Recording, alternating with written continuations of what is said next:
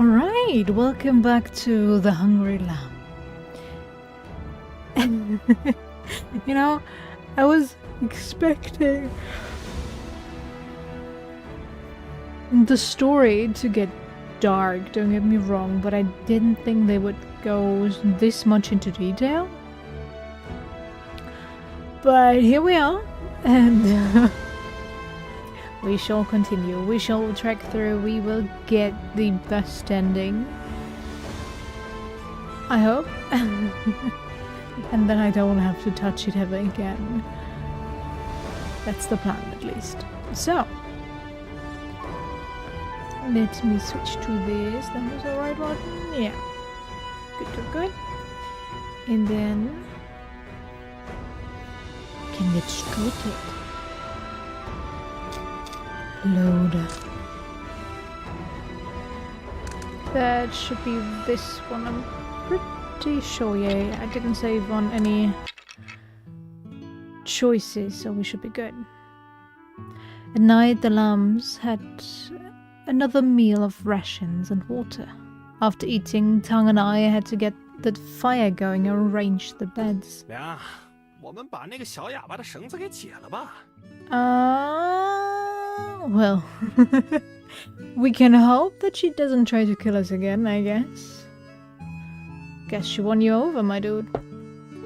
Why? 尹三儿本来就说他听话，不用绑。我开始不信，但现在也觉得这小羊乖啊，不绑也行啊。Whatever you say, Tang. 给他解了绑，可以多一个人给我们拾些树枝，让我们每天快点生火和铺床啊。Sure thing. Can't trust this bread. True. I shot a cold look at Mansei and said to Tang. 你什么时候比我都警惕了啊？放心，一只小羊搞不出什么大动静，在这山里，它想逃也逃不了啊。We have her knife, but it's not like she couldn't get some poisonous herb and trick us into eating that, I guess, so... Fine, just untie her at this time every day. I agreed with Tang and went up to untie Mansei. While doing so, I kept a close eye on her. Of course, I didn't trust her. Even though I had taken away her small dagger and searched her thoroughly to make sure she had no hidden weapons, if she found a chance to grab a sharp stone and tack to our necks or poke my eyes, it would be pretty dangerous.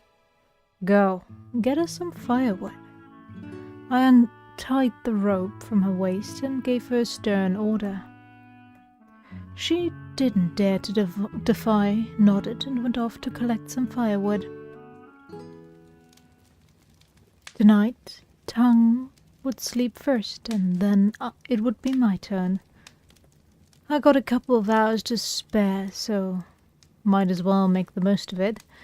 In the next few days, staring at the sleeping lambs wouldn't reveal much, so I needed to find something else to do. I took out the wooden box from my stuff and put it on the grass. It contained items for shadow play and went through each one. Briefly, I sniffed them to make sure there was no stench from the corpse. Why? I'm sorry, but why would that rotten smell go into some random items lying next to it? Luckily, the box had only a slight smell and everything inside was clean. I took a deep breath and laid out the donkey hide from the box in front of the campfire. The donkey hide was thin and had been specially polished. I folded the donkey hide, spreading it out in front of the campfire by holding the two corners. The campfire's light, upon touching the donkey's hide, spread softly, creating a gentle glow covering its surface. Oh, I remembered. This donkey hide was called a white screen. In Shadowplay, performers set up the white screen with a wooden frame and light it up with lamps. Then the performers can control the puppets behind the white screen. Now the challenge was how to use this frame. How can you support a wide screen with 2 sticks? 良夜，不是这么弄的。 You know how to do it? Just as I picked up the 2 sticks, unsure of how to set up the wide screen, I heard a voice beside me. Mansui spoke to me in a hushed voice. I glanced at her and took a quick look at the others around. Tang had his head tilted back, eyes shut, and the rest of the kids were scattered on the ground like a tipped-over basket of radishes. They were all asleep with steady breathing. No wonder she dared to speak up. Know how to do it? I asked Mansui. She nodded, ready to come over and help.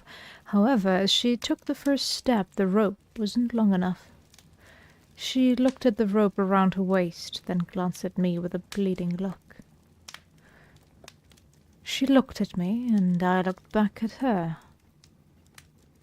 Okay, I'll undo it for you. Don't try anything. I walked over and untied the rope around her waist from behind. They're still asleep. Let's not wake them. We'll find another spot, carry the stuff there, and light a new fire to figure this out. I glanced at the sleeping group and whispered the plan to Mansui. She nodded in agreement. I took the box and went with Mansui to a cliff 50 paces away. It had a good view of the camp while being well concealed itself. I told Mansui to gather some fresh wood, and I went back to the campfire for a flame.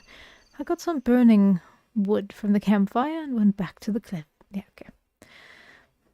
Seriously, it feels like they only got sentences, put them into a machine translator, and this is the product of the translation. It's not terrible. I've seen worse, but the cohesion throughout the writing is not there.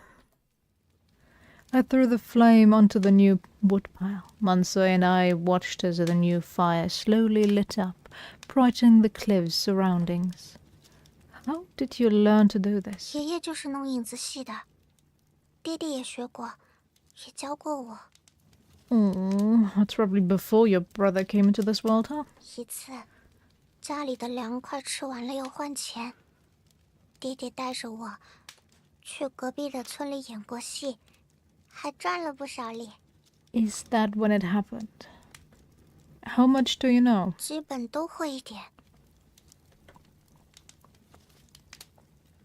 Mansui told me, taking the frame and widescreen from my hands. She threaded the frame through a small hole next to the widescreen, her wrists thinner than the frame, weaving back and forth, slowly fitting the frame onto the widescreen. 良夜，支架不够高，少了2根，得找些树枝和绑树枝的细绳。 Okay. She got stuck halfway, seemingly facing a problem. You go find some. 可我不知道细绳在哪儿。 What thin rope? Alright, I'll go. I got up and went to fetch what she needed. I went back to the camp, grabbed 2 thin ropes from our equipment, and picked up some branches. Returning to the cliff where Mansui and I were, I handed her the items. She started tying the support frame and small branches with a rope, then threaded the small branches through the widescreen. In no time, she had set up the widescreen in front of the campfire. 良夜，为什么要把白幕搭起来？ After finishing the setup, Mansui curiously asked me. Just bored, I replied casually. 良夜想让我教你影子戏吗？ Sure, teach me if you know. I'm bored anyway. 好呀，我也正想帮到良夜。之前惹了你生气，正好想做些什么来赔罪。 Right. Mansui continued, checking the widescreen, smiling as she spoke.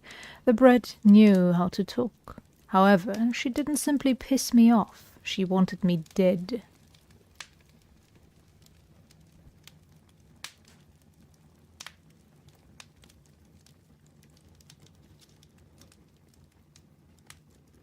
Okay, sorry. Just checking if my microphone is not messed up right now.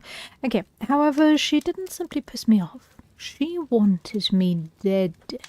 I kept that in 良 mind. 野，白木搭好了，可是还少一些东西， Oh. What's missing? 少了乐器。影子戏一般是2个人演，一人操影，另一人伴奏。这2人中有一人还得唱。 Well, time for you to learn to sing. Alright, let's go. Alright.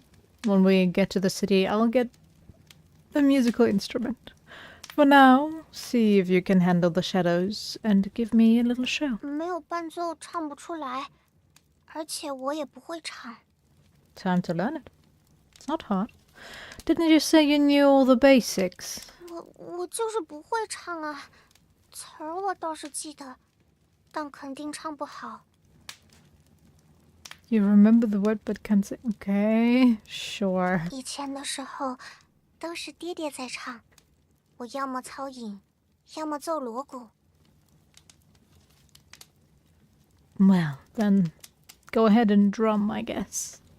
And it's not like the singing is absolutely necessary. Alright, just use the puppets first. I want to see. 好，我先试试看小人有没有问题。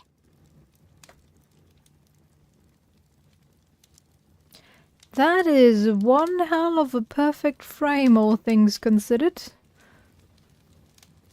She nodded and went behind the white screen to tinker with the puppet. I noticed she needed a seat, so I fetched the wooden box for her. She didn't sit fully on the box, not sure if it was customary for shadow play artists, or if she couldn't sit down because her butt still hurt. I got up and went to her side, watching carefully. The puppet had a body attached to 2 bamboo sticks. She moved the sticks behind the white screen with her fingers. The puppet wore red-robed armor, looked sturdy, and held a long spear-like weapon while riding a bright red horse. I recognized this puppet. Which character was it from the Romans of the Three Kingdoms? Guan Yu? Not that it really matters. Guan Yu? Is this Guan Yu? I looked at the puppet in Mansui's hands and asked. 不是，这是吕凤仙，关公是木箱里的那个小人。 We have to be right, I'm sorry. Lubu. The worst in the Three Kingdoms. I got an achievement. Yay! It is Lubu. I looked at the puppet in Mansui's hand and asked. 是啊，嘿嘿，良叶竟然也知道。你 Cool, 看， cool. 木箱里还有3个小人呢。 Maybe I should have gone for the other one first just to learn about it, but not that I really care. Look, there are 3 more puppets in the wooden box. 刘玄德、关云长、张翼德，还有吕凤仙，这些都是表演3英战吕布用的小人。 The 3 heroes battle Lubu. Okay. Mansui pointed to the other 3 puppets. After she said that, I managed to recognize all the puppets. The black-faced one with the spear was Sang Fe. The red-faced one with the broadsword is Guan Yu. The yellow-faced one with 2 swords is Liu Bei. The one Mansui was holding, riding a red horse and wielding a halberd, was the invincible Lu Bu. The school knew quite a lot. She even figured out that these are puppets for the performance of the 3 heroes battle Lu Bu before I did.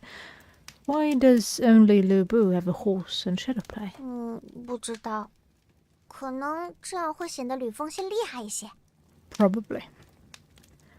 The puppets aren't well made. If I made them, I'd give all of them horses. 我可以教良叶做，但是木箱里没材料了。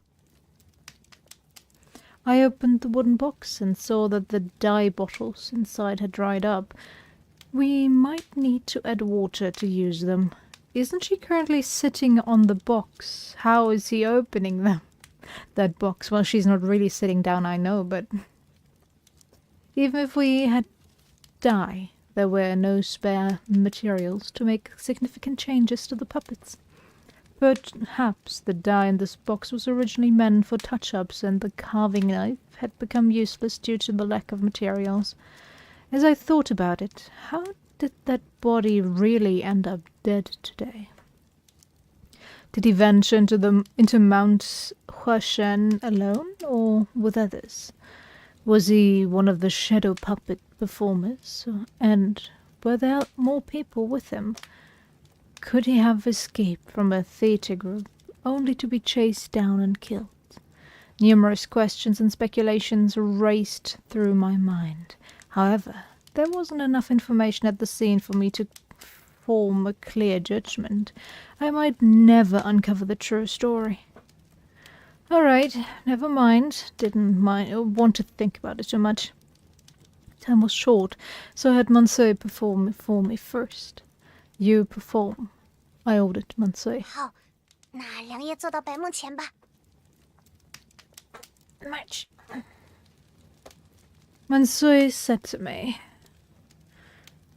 I have to sit on the floor. How dare.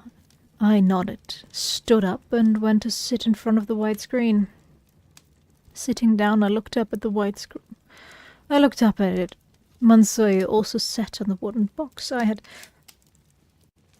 just moved, positioned behind the white screen in the center.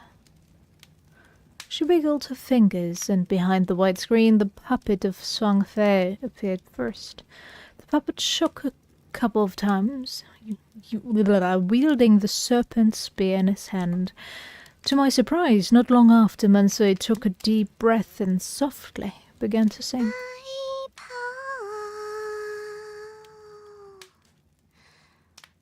加速跑进，长发蛇矛，手你我一。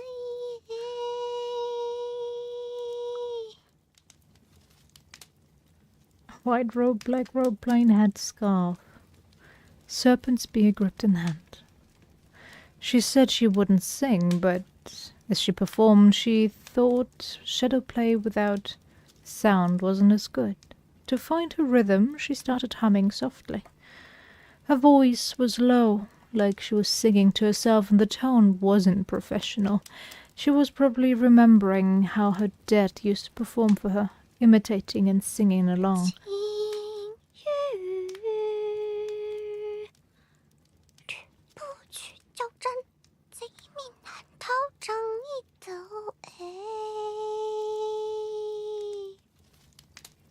Now facing Lobo in battle, no way that scoundrel escaped my Sang Fei's hand. 催马，来至两军阵，叫马贼人来交锋哎。 Okay, I know too little about the Three Kingdoms story to comment on that. Let's go. Mansour kept singing in a hushed tone while Sang Fei brandished his serpent spear, shouting on the battlefield, ready for the imminent appearance of Lu Bu. The puppet's shadow swayed behind the blurred white screen, seemingly alive. The serpent spear twirled, and a bright beam erupted from its tip, dazzling my eyes.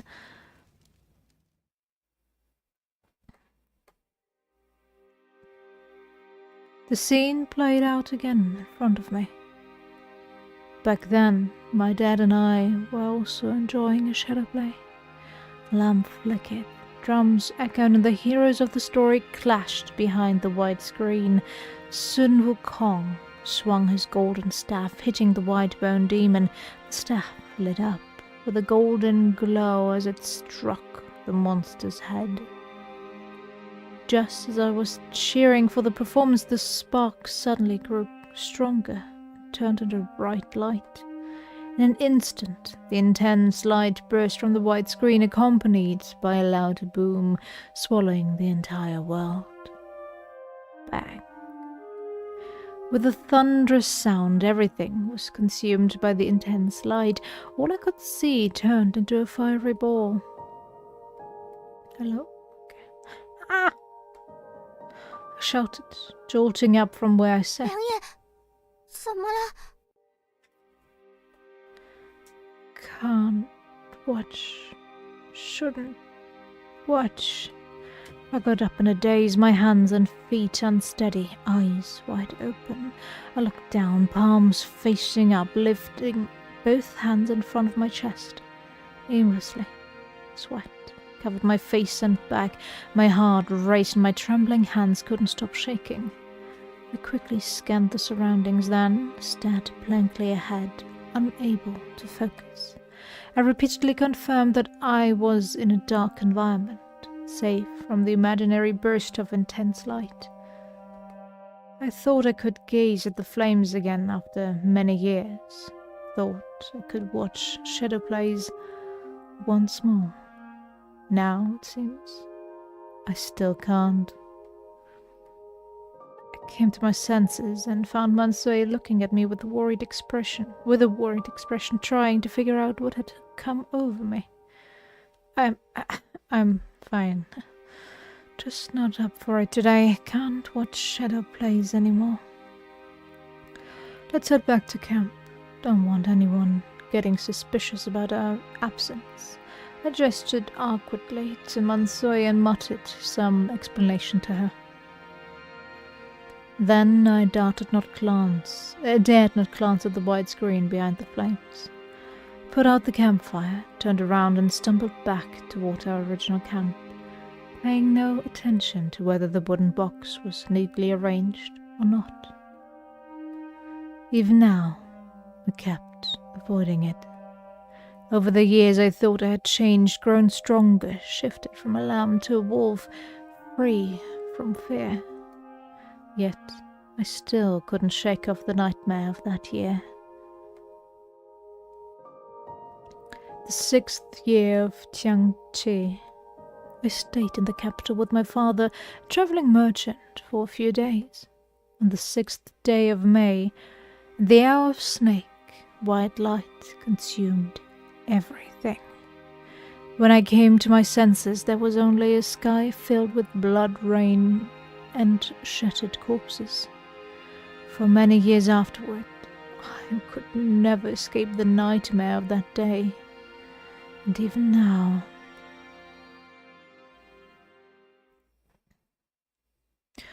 official soldiers, all right.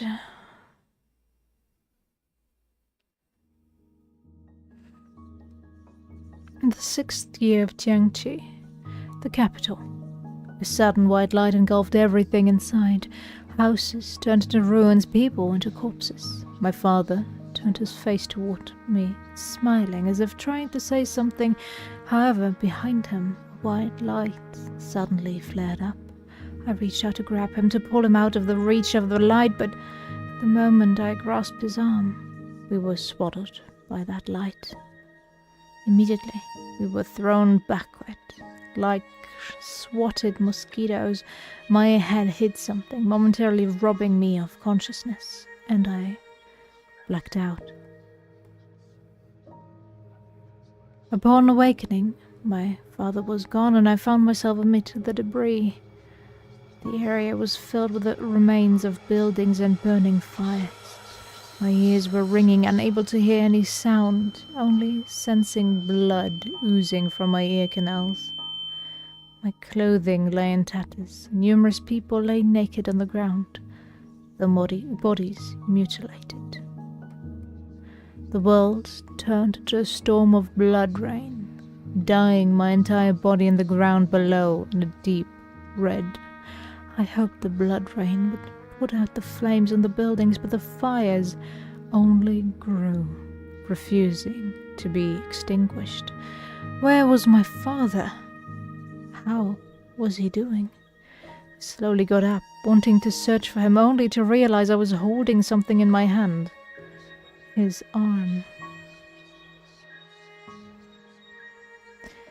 It was my father's severed left arm.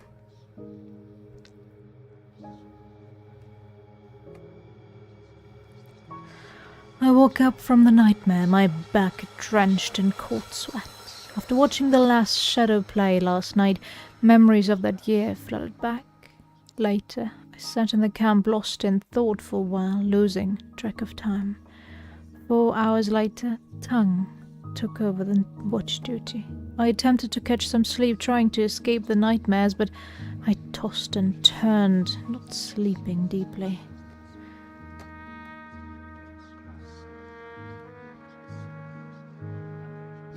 For the next 2 days, I was lost in my thoughts. My mind buzzed in chaos, and my spirit felt like it had lost its ways. I walked, ate, and slept in silence. I didn't continue studying shadowplay with Mansui. That day, she packed up and took everything back to the pack horse. She must have wondered about my unusual behavior, but I didn't feel the need to explain. Of course, there's no need to explain anything to her. 哎，亮，这几天你都怪怪的，像中邪了一样，这咋了呀？ What's up? Well, PTSD struck, that's what's up. On the 4th day of the journey, Tongue pulled me aside, just reminiscing about that explosion. 天气大爆炸？ Uh-huh. 怎么突然又想起这事儿了？ He was part of it. No idea. It just hit me. 依我看呐，就是你捡了前2天那个戏子的东西，因此撞了邪。哎，快把那些丢了吧。 Bad juju. Not happening. 也罢，你一直都倔啊，我说不了你。 Alright. 梁啊，我们在山里走了4天了，估摸着也快走到潼关附近了。 Alright. 尹三儿在潼关附近的水沟村安排了接应我们的人，到了那里后就能吃顿好的，也能躺1天了。 Alright. Tongue hinted for me to tough it out. Walking through the mountains for days, the monotonous scenery and constant vigilance against beasts and bandits got us down. Hopefully, once we reached a place with people and could feel the local vibe, I could perk up a bit. The road to Shuigo village was tricky. You learn to stay sharp in times like these. But and my gut feeling was spot on. On the morning of the 5th day, we had to cross the official road to confirm the way to the village. Trouble hit us. Hold up. I spotted something and stopped. At the same time, I raised my right hand to signal to the others behind me. 梁，怎么了？ Someone's here. I pointed ahead. Tongue looked over. About 30 steps away, a group of 6 people came into view. They all wore iron helmets, green iron armor, and had swords at their sides. Walking through the woods, their helmets glinted in the sunlight. 是盗匪。 Doesn't seem like it. They look like soldiers. 官兵怎么会走小道过山？ Don't know, but we gotta avoid them. Tongue and I huddled. Doing this kind of job, soldiers were the last thing we wanted. Sure, the world's a mess now, and the soldiers, busy with rebels as they are, probably wouldn't care about us, but it would still be bad to run right into them. 小羊们，现在谁都不许说话，不许动，都蹲下。我们等那队人走过。 Tongue let out a deep breath, eyes wide, and whispered orders to the lambs behind us. We all squatted down, watching the soldiers tens of steps away. Great. They weren't heading our direction. Just had to wait a bit, just a bit longer, and they'll be gone. I stared at the soldiers in the distance, watching them move in a single direction. Their leader disappeared from view, followed by the others getting further away. They'd be gone soon. But then, something unexpected happened. Out of nowhere, I heard a lamb yelp. I spun around. Grr! The lamb suddenly stood up. She stomped her feet and hastily stepped back, almost falling over. She pointed to a patch of grass ahead, her face pale with fear, tears welling up. Other lambs, hearing her, quickly fled from the spot she indicated. Suddenly, the silent woods echoed with the lamb's cries, screams, and frantic footsteps, turning into chaos. Tongue cursed and hurried to her, trying to cover her mouth. But it was too late. The soldiers spotted us. They changed directions and came towards us. The leader yelled from a distance. All 6 soldiers stopped. They pulled out their swords, ready to fight, facing our direction. What now? I asked Tongue. He usually knew what to do in a situation like this.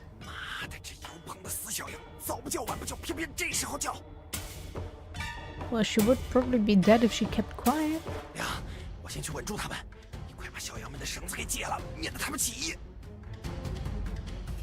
Tongue said to me and I nodded. Yes, we need to untie the lambs first. When the soldiers got closer and saw the ropes around the lambs' waists, they'd surely figure out we were traffickers.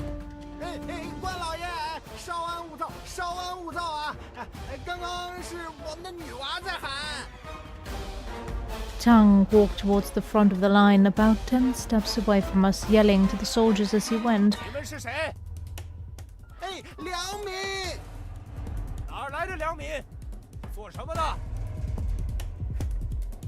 Right, regular folks, let's go.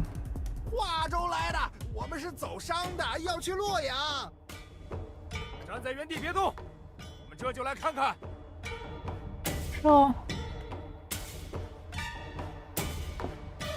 Tang and the soldiers were yelling at each other from afar. I just freed Kyung-ha and was about to untie Mansui, but they were getting closer fast. Bad. Couldn't untie all the lambs in time.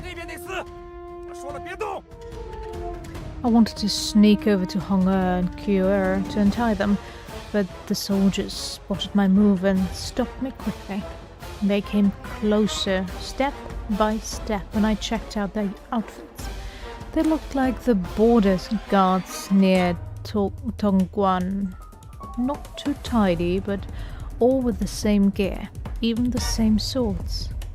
The leader had a taller helmet and carried a short bow on his back. Seemed like their officer. 刚才是你们女娃叫的？是的。她为何要叫？哎呦，撞见蛇了！ I swear I know these voice actors. 你们刚才说走商是吧？要送什么货去洛阳？ The head soldier asked sharply. Tang was stumped. We knew we only had food with us, nothing else. If we made up goods and they asked to see them, we'd be caught. Phew, I took a deep breath, trying to calm down. We're fearing folks. I chimed in when Tang couldn't answer, talking to the soldier. 运人的。刚才还说走商，怎么成运人了？ Ferrying foxes, still trading. We've been asked to take these kids to Luoyang. I replied calmly. 好啊，运人！你们这不是承认了吗？你们就是人牙子！ Yeah, we straight up admitted it. No, it's the kids' parents who asked us to do 那 it. 你们为什么不走官道？ Yeah, good question. Didn't you avoid it? We calmly replied to the soldier and ended with a jab. It did seem a bit odd. Usually soldiers like them would stick to the main road. Why didn't they take the main road out of Tongguan? Could it be they had something to hide? Could it be they were deserters? 喂，梁，你怎么跟关老爷说话的？关老爷，你别跟我兄弟一般见识，他这人不懂怎么好好说话。确实，我们是运人的，之所以不走官道，是这几年灾情不断，官道都是逃荒的难民啊。我们听到传闻，逃荒的人都心狠呐，会抢小娃娃吃。我们怕粮被抢，娃娃被抢，就走了山路啊。所以你们到底是做什么的？是不是人牙子？唉，说来话长了。我们是受渭南一大户人家所托，送他们家的一位小姐去洛阳完婚。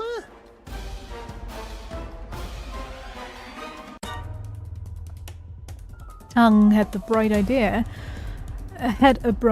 like he figured out a plan. 谁是小姐？ Guang Hua? 她是。Tang pointed at Guang Hua. Guang Hua was caught off guard by the sudden attention. Stood frozen, her face pale, clearly surprised to be singled out. 你是要去成婚的小姐吗？ Soldier squinted and looked at Guang Hua, asking her a question. Kyung Hua remained silent with her head bowed. My and Tang's heart jumped to our throats. Bad. Guang Hua spilled the beans about us being human traffickers now. It would all be over. 是，关老爷，我是。 Good, bad, good. Huh? Right when Tang and I were tense, Guang Hua suddenly spoke up. She nodded pleasantly at the soldier, speaking quietly without looking at him. Why? Good question. Tang and I were both surprised. We didn't think Guang Hua would help us lie. 你看起来挺小，竟是要去成婚的？还有，你为啥穿着平民的衣服呀？ Because of the trouble? Kyung Hua fell silent, looking scared as she kept her head down. 是这样，关老爷，我家小姐看着年龄小，其实快到成婚的年纪了。婆家想先见见她，并让她先去洛阳住一阵子。 Right. 至于她为何穿着平民衣服，这是我想的主意。 Yeah, I don't know. If there are no guards with them, I wouldn't send out children about to get married out in fancy clothes. And yes, technically, Liang and Tang are supposed to be the guards in this scenario, but if you can keep a low profile, you should keep a low profile. 我们这一趟路途遥远，难免可能遇到盗匪。小姐穿庶民的衣服，才不容易被盗匪绑了呀。Correct. Although he still frowned, looking skeptical, it's unclear if he bought her story. 其他小孩为啥被绑着？ Suddenly, another soldier chimed in. Next to the leaders stood another, slightly chubby soldier. Oh, they did try to make him look a bit chubby, I guess. I'm surprised. Normally, when they say chubby, they go all in terms of body volume. He had a long black bag slung over his back, maybe carrying a spear. He hadn't said a word before, but now he noticed the ropes tied around the lamp's waists. Realizing only Kyung Hua wasn't bound, he raised his suspicion. Tang again couldn't respond, just kept quiet. The soldier's eyes sharpened, coldly scanning us. Not good. Can't explain. Kyungkwa's cooperation was surprising, but these soldiers were digging deeper, picking apart our story. If we were taking Kyungkwa to get married, bringing a bunch of kids her age didn't make sense. And why these kids were tied up was even harder to explain. I placed my hand on the hilt of my saber, and the soldiers took a slow step forward. No one spoke. Silence hung heavy, broken only by the chirping of insects. Sweat beaded on my forehead. I knew a fierce battle was about to erupt. Should I strike now, take out the leader, or bide my time, wait for another opportunity? I know striking immediately will kill me. So, wait for an opportunity. I kept thinking about drawing my blade, but I held back. 6 soldiers were too many to take on.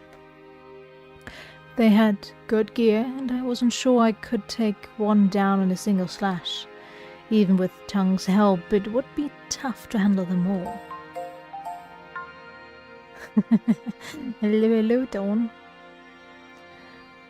It's not time yet, but maybe time to kill some people. But what good would waiting for a chance really do? In the midst of the tense stand of Mansue's voice suddenly broke the silence. Her soft cries grabbed everyone's attention. Huh? What's she doing? Mansui went to the pack horse beside her. She opened the bags and got out the wooden box she stored there a few days ago. It was the box for the shadow play. Mansui opened the wooden box and showed what's inside to us and the soldiers.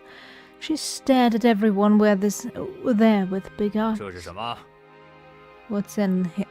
What's in here? Okay, the head soldier looked blankly at the wooden box. Ah, I get it now. Mansui was trying to tell us something. With the shadow puppets and all, it's pretty clear. I suppose she wanted me to say, Officer, these are the props for shadow play. The kids, except the miss here, are part of a traveling theatre troupe. Facing the officers, I gestured towards the wooden box and then towards Mansui, Hong'er, and Kuye.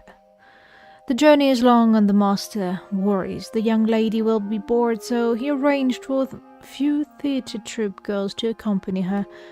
They are all from humble origins and will accompany the young lady as her attendants. If you don't trust us, they can show you. I calmly suggested to the soldiers, and they glanced at Mansui once more after I spoke. Mansui was setting up the shadow play screen, placing it on its 不 stand. 必了。 Good. I was worried because her singing really sucks. Soldier A waved his hand, gesturing for Mansui to stop. I love how in his head he also says Soldier A. He stayed quiet, looking at me and Tung, then at Kyungkwa, Mansui, Hong'er, and Q'er. Could they not just have said the 4 girls? One after another, instead of using the names? I'm getting flashbacks to, what game was so excessive in its name usage?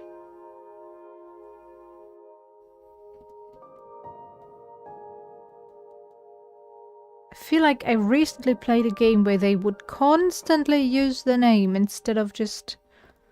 I can't remember. 我信了你们说的话。倘若你们真是人牙子，这些女娃也不至于帮你们扯谎。 Yeah, I'm wondering about that part. I can see Mansui, but... the rest of them? 我就好奇问一下，出个嫁阵仗倒不小，这是洛阳谁家的小姐啊？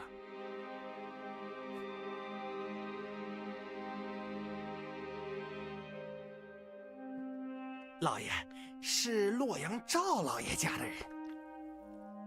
哦，这样，我知道那赵老爷有点名气。Right. 是。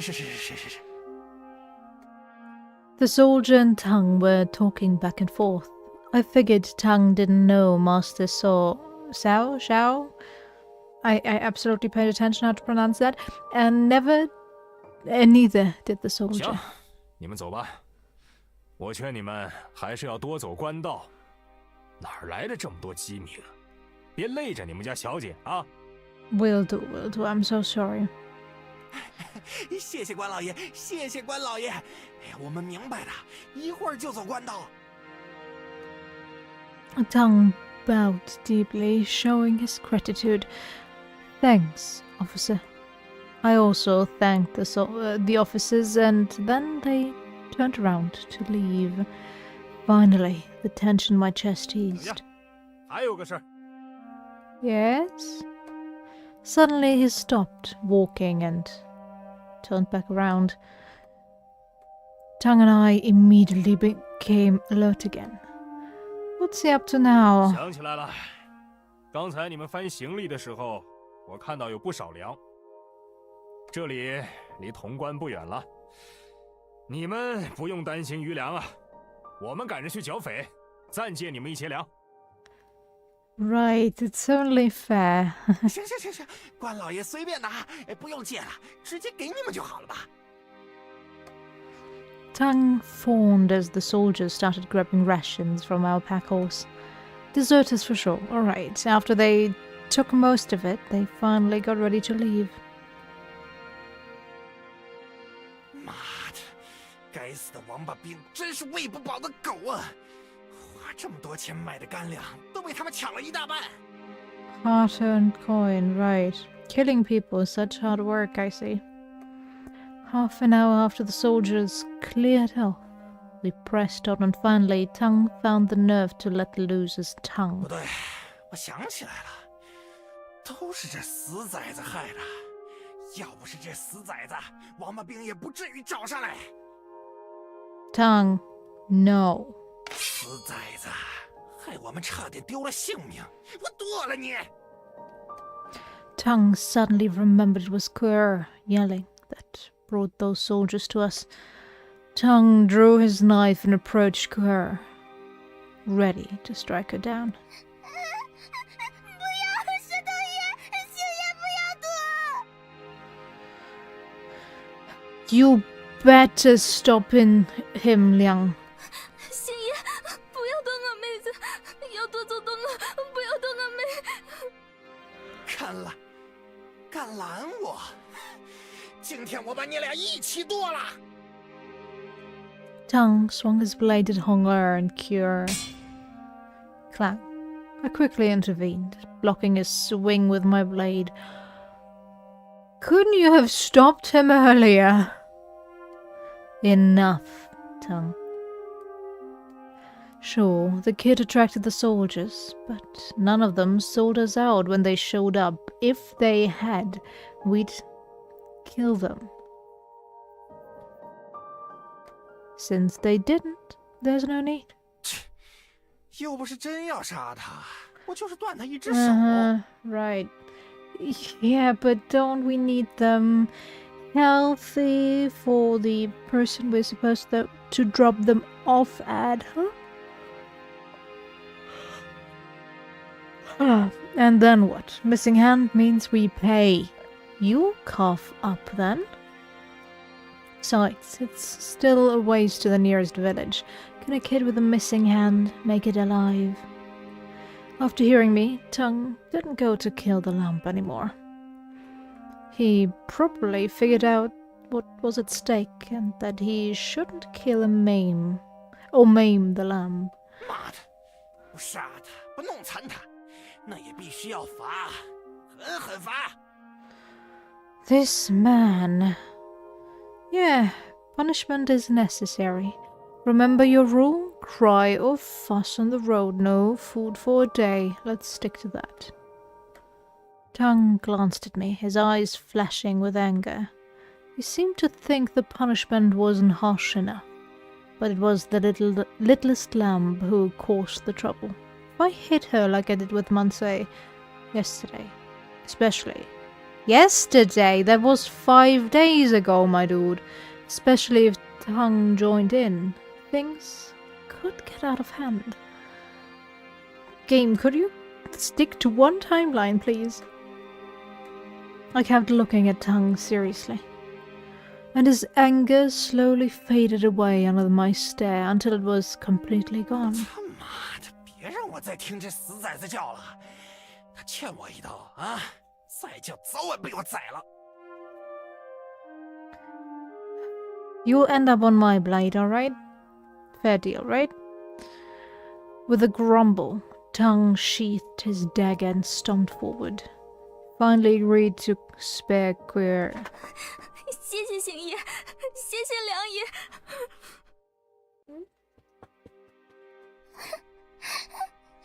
谢谢良爷。I'm here for you guys.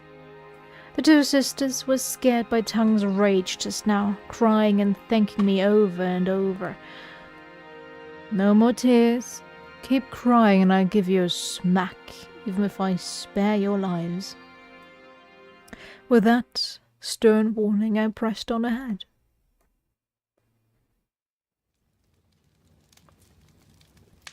We got to the main road just before night. Tang and I checked the signs, guessed how far Shuigor village was, then crossed the road and kept going toward the village. We camped by a stream nearby. At dinner, Tang did as he said. Didn't give any food to Gur and even spat in her direction as she lay there. Gur watched us eating dry rations, almost crying with hunger, thinking about how she almost got us into trouble today. Tears streamed down her face. Trying not to cry out loud, she wiped her eyes silently with her hands. I saw Mansui secretly take a piece of her own dry ration and give it to Gur. I also saw Hong-er do the same. Gur ate it quietly when Tang wasn't paying attention. For a 6-year-old, she's really... And she really knows how to deal with someone like Tang, huh? I turned a blind eye, pretending it didn't happen.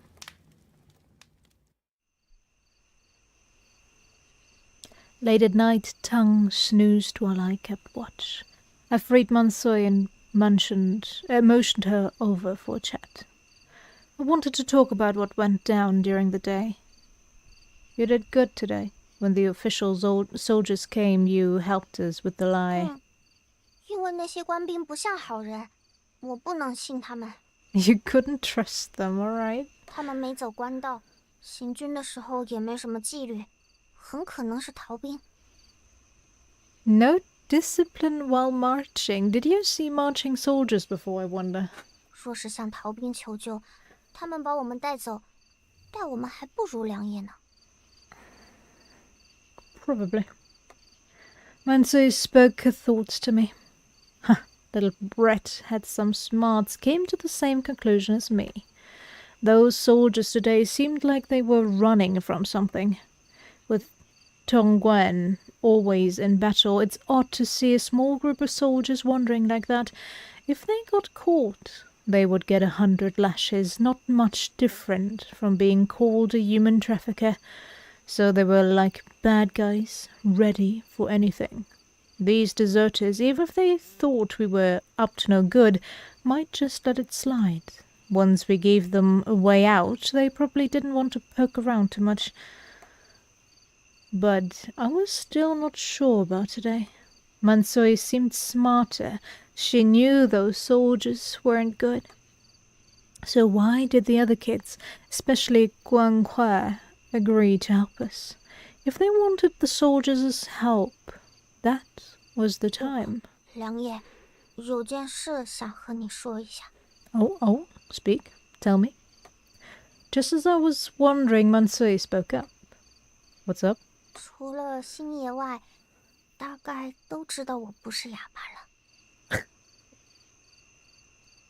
How? I thought you were all bound together and never left the group, well, the eyes of one of The guys. 那些官兵来的时候，我给琼华说过话，红儿和翠儿也听见了。 And how did Liang not notice that? Oh, I get it now. It hit me all of a sudden. While Tang was busy chatting with the soldiers, I was totally focused on him. I didn't catch Mansui whispering to the other kids, but it made sense. She was probably telling them, keep quiet, don't spill the beans about us being human traffickers, 'cause those soldiers aren't the friendly type. You did good this time, lass. Seems like you deserve most of the credit for dodging those soldiers. I chuckled a bit, praising Mansui. 我也是觉得梁爷信得过，才这么干的嘛。 You trusted me. That's sus. 对了，梁爷，今天还想学影子戏吗？ Not interested anymore. 为什么呀？梁爷之前是为什么那样啊？ Shouldn't you have, I don't know, noticed his reaction after the last lesson you had with him? Mind your business. Just don't feel like it anymore. I replied coldly to Mansui, then decided to head back to sleep. This girl. Sorry, she's sharp and wise beyond her years, not like most kids her age. She's just as I imagined her from the start. She's like a cat. Kitty cat. Oh. Desolate village. The year 1632. 19. That would be a lot different, I hope. After successfully evading the soldiers, the following afternoon we finally arrived at Shuigua village. It looks like nobody lives here, but okay. Upon hearing the name Shuigua, meaning water ditch, I thought there would be a water ditch running through the entire village. The villagers lived by the channel with its gurgling water. By the stream, the washerwoman was washing clothes while the old man was fishing. However, upon reaching the village, we realized there was no stream in sight. The ground had long dried up. Cracked by the scorching sun, the cracks formed a tangled web from afar, resembling the wrinkles of the corners of an old man's eyes. Specifically an old man, okay? At times the locusts would leap among the crevices, while at other times they would flap their wings and skim the ground. With no water in the village and the crops already dead, there were scarcely any locusts remaining, only a few scattered ones left. Yet I could picture that just a short while ago locusts blanketed this area, sweeping through the village, devouring all the crops amidst the cries of the farmers. After arriving at the Shuigua village, we traversed a few households, yet encountered no signs of human presence. How do we find Yisan's men? 他让我们去找村里的刘永福，得找人问问这人在哪儿。 Sure, it really doesn't look like anyone lives here, but let's ask around. The villagers here, they've probably fled already. I'm not sure how many households are still here. It sure does, it sure does. They sadly don't have the ability of the dungeon farmer. Dungeon tower farmer, I don't know. I forgot the name of the title of the manga. The webtoon.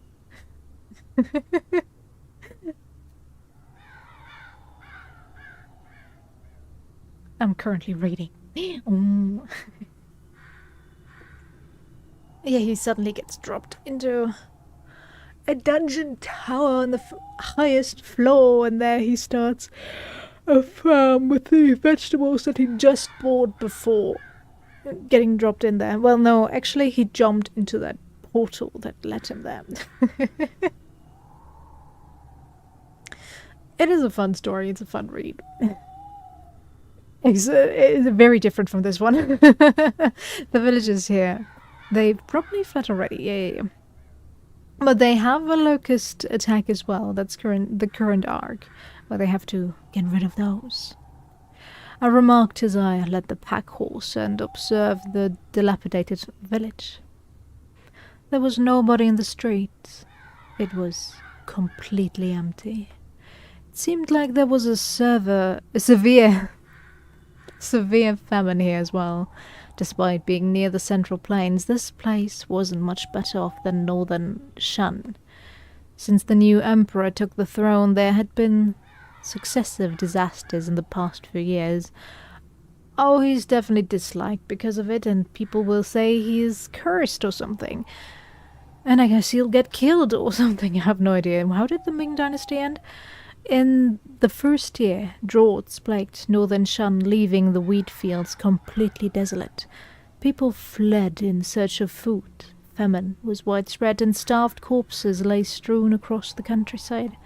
After a few years, despite the common people's hope that the years of disasters were over, more regions were afflicted by droughts, and there were even new locust plagues. In larger towns like Hueso, I give up. Those things were somewhat better. They still had reserves from previous years, enough to last for a while. In these cities, although there were refugees and corpses scattered along the roadsides, the majority of the city dwellers still had food to eat. However, these small villages with scant reserves would face complete ruin in the wake of consecutive years of calamities. Amidst the famine-stricken small villages, those deprived of food either resigned themselves to death in the village or fled eastward in search of relief. Shugua village was likely one among the hundreds of villages afflicted by disaster.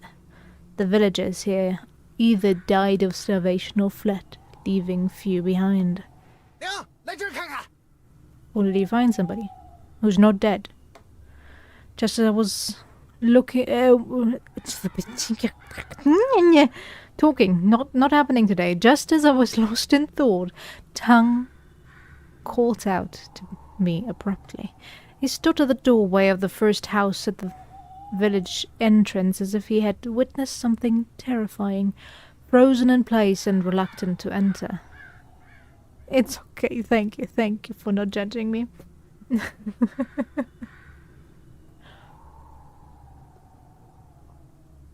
Are you just calling me to show me dead people? I can see dead people. What? With curiosity I approached the house. What could it be that would scare Tang like this? Okay, that looks like...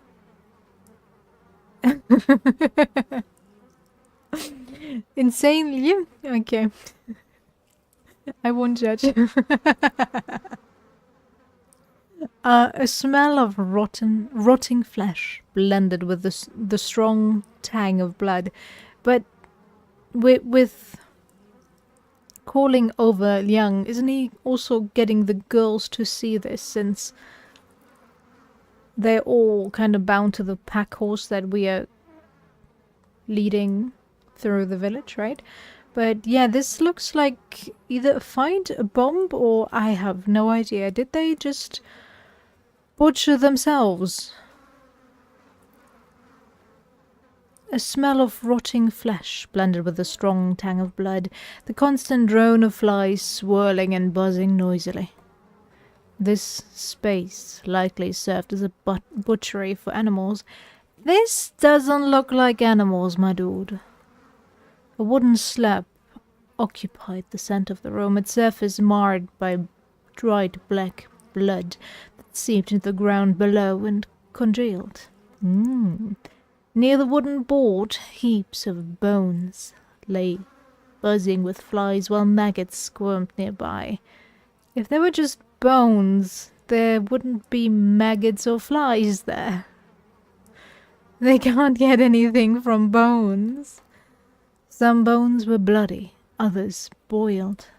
They looked like pig bones at first, but examining closely sent a shiver down my spine. Damn it. These were clearly human bones.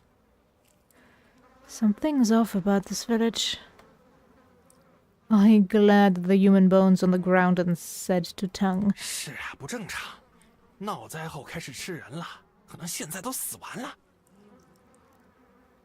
Probably. 怪事儿，这里这么多骨头，怎么没一个是头啊？ Oh.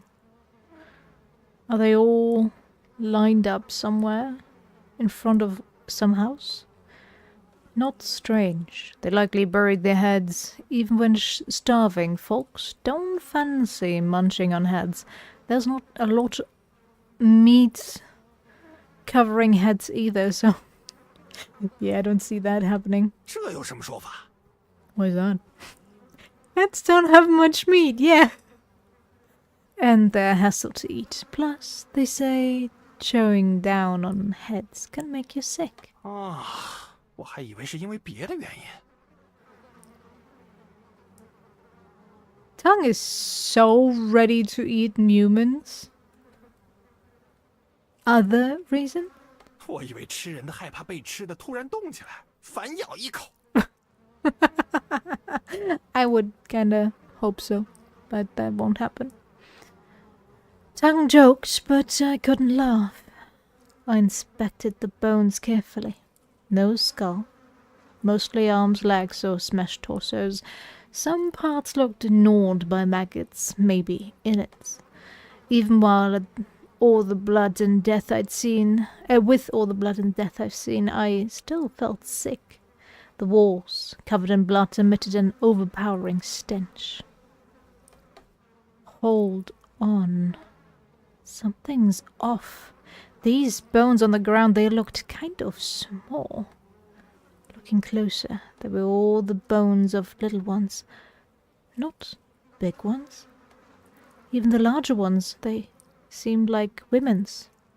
None from men. You cannot tell what gender they are from purely looking at their bones. Just because of size, my dude.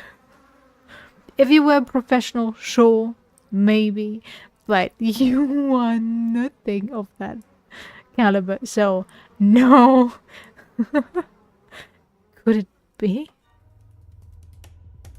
Not good.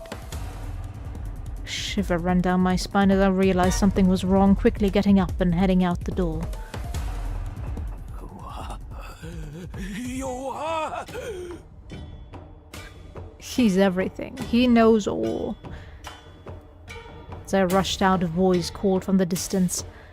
From a nearby house stepped a villager. Scrawny, wearing torn clothes, somewhere in his 40s. This guy looked rough, eyes dark with a green gleam like a wild animal. Sure enough, the village wasn't quite dead yet. This village just started cannibalizing. From the bones left on the ground, they began with lambs and even ate some ewes. Okay. New random names thrown in there. Perfect. Our lambs were in danger. 快看，村外来人了，他们牵着马，还带了几个我，可以抢着吃。 He sounds sane. 吃。 Yeah, they all sound very sane, but I now understand where the zombie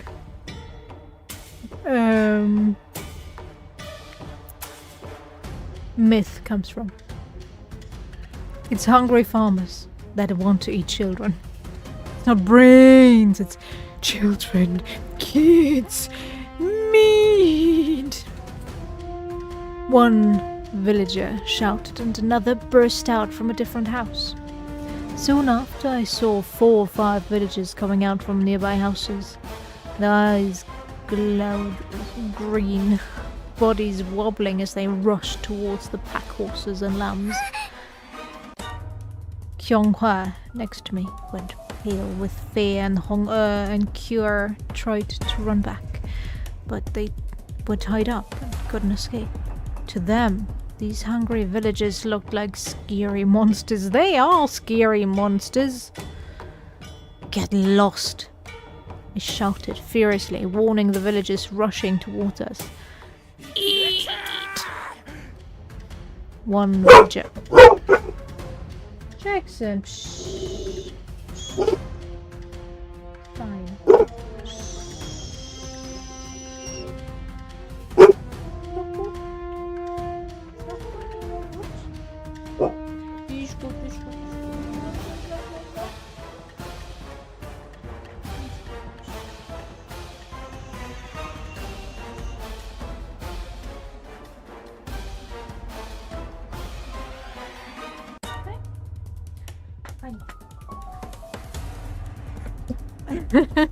For sure. He would eat them. He would cuddle them to death, probably. He's such a cuddler. Yeah.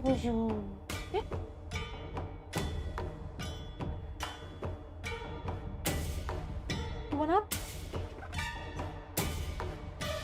Do you want? Okay, no?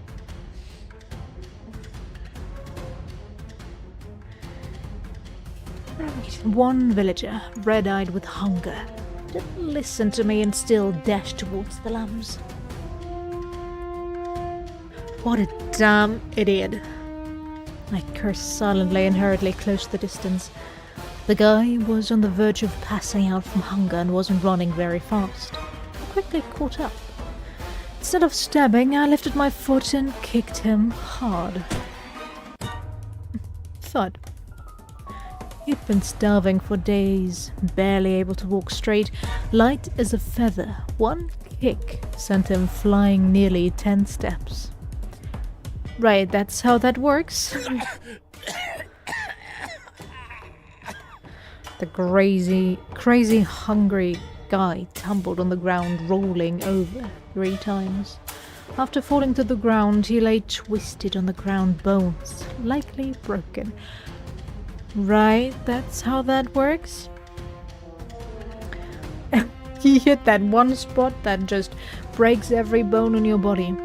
You know, that one spot that everybody knows. He coughed blood, then stared wide-eyed at the sky, gasping like a dying fish.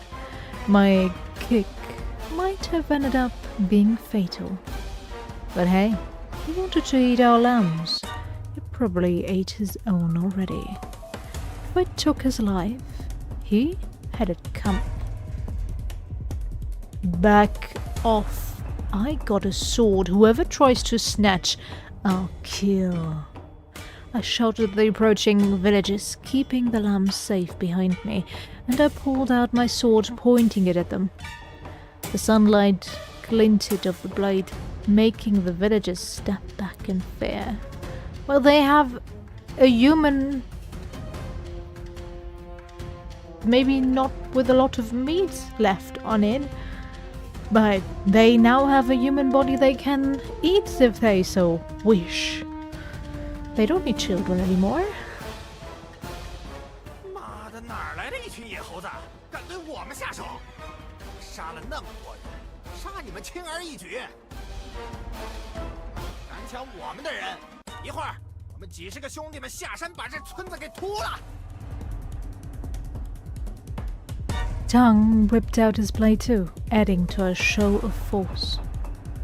Smart move, acting like bandits and threatening backup. They probably haven't hit that threshold yet. Like, they could reason to go for the children because they're extra mouth to feed and all that.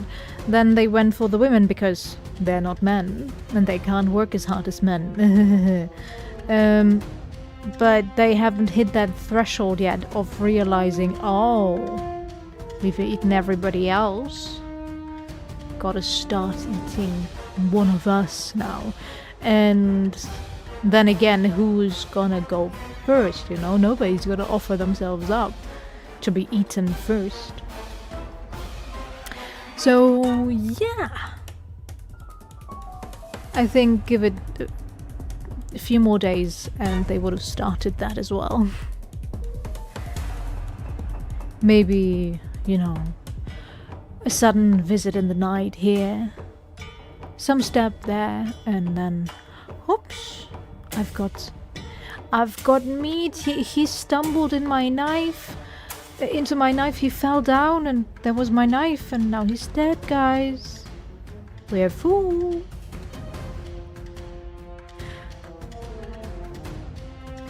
Normally, we wouldn't dare. Even the toughest bandits wouldn't dare raid a village without lots of men.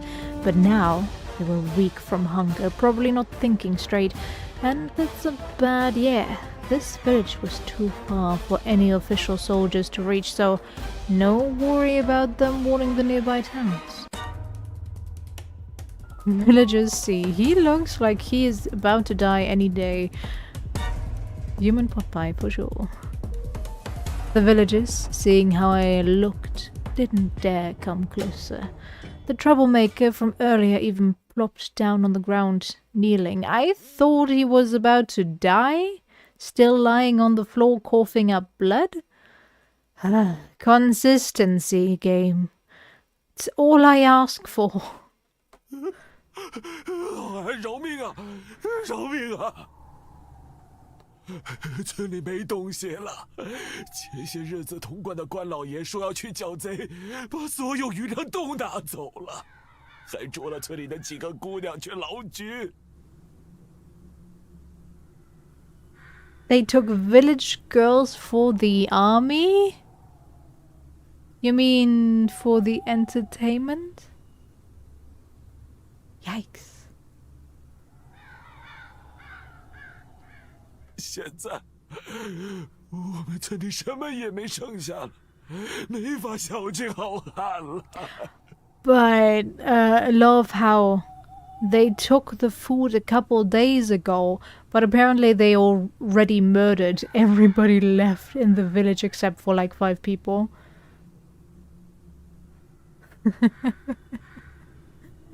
You would hope so, but probably not. Remember Fa Mulan? I think that wasn't that also Ming Dynasty? Or was that Qing Dynasty? I have no idea. Or was that earlier even? I have no idea. Probably earlier, but still.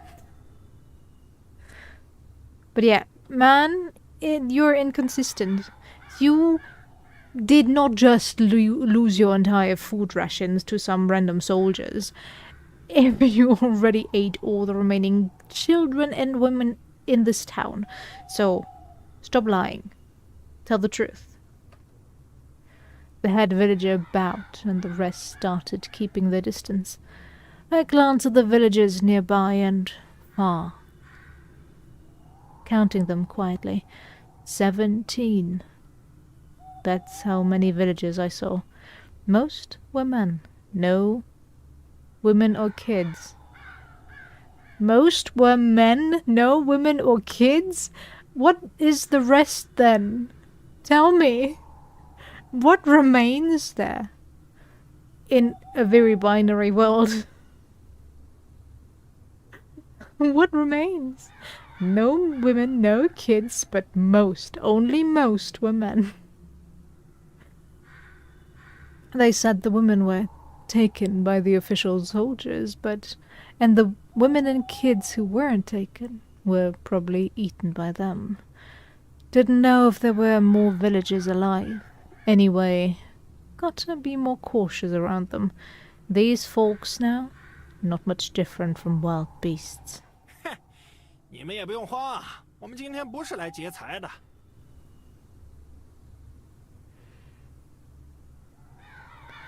Oh, that hurt, Dawn, that hurt. I'm not... Oh my god.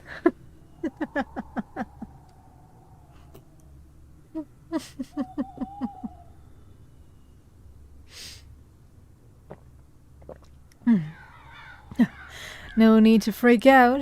We're not here to loot you today. 我们只想来找一个叫刘永福的人，带他来找我们。 He's dead. eaten by them. 刘永福，那小子1个月前就跑了。Cool. Guess we were too slow. 跑了？对呀，上个月关老爷来抓壮丁和匪军打仗，刘永福不知从哪听的消息，提前跑了。妈的，这小子倒溜得挺快，他逃去哪儿了？不知道啊，东边闹荒不厉害，大概是往东逃了。For the meat? Sorry. Yeah. They'll wipe themselves out eventually, so... we don't need to bother. We'd traumatize the girls if we were to do it in front of them, so... let's not. We could come back in the night and just slaughter them then. I guess that would be fine, but doing it right now would just be bad for the girls. Alright, the east is apparently not as bad. If you knew the east was safer, why didn't you run? 逃了呀，村里多半的人都逃荒去了呀。往东边逃的有，向西边逃投反贼的也有。Okay. And what about the people that remained? What were they hoping to achieve here? With no food, with no water.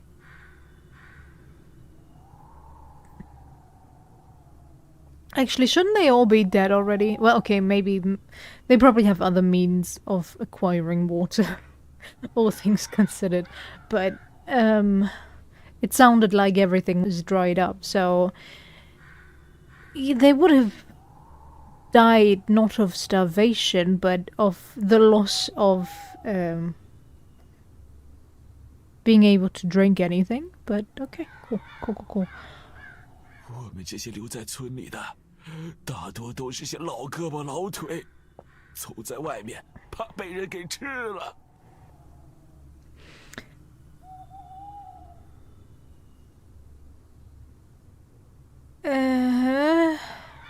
More inconsistencies in your story, my dude. You had children in this town unless you went hunting for children and women outside, but if you're so old and frail, I kinda doubt that you were able... okay, children maybe, depends on the age, but other than that, if you're so old and frail, I doubt you'd have the power to overwhelm a woman, let alone catch a kid. 都说落叶归根，哪怕死，我们也得死在祖祖辈辈的土地上。 省得变成骨灰野鬼。He's acting like we didn't saw... okay, he doesn't know that we looked inside that hut, I guess. But, thank you for the follow. It's not Starboy. Oh yeah, right, I forgot that I had that... that I had that voice activated for that alone. Thank you for the follow. It's not Starboy. Okay, they say home is where the heart is. Okay, yeah, then just die, my dude.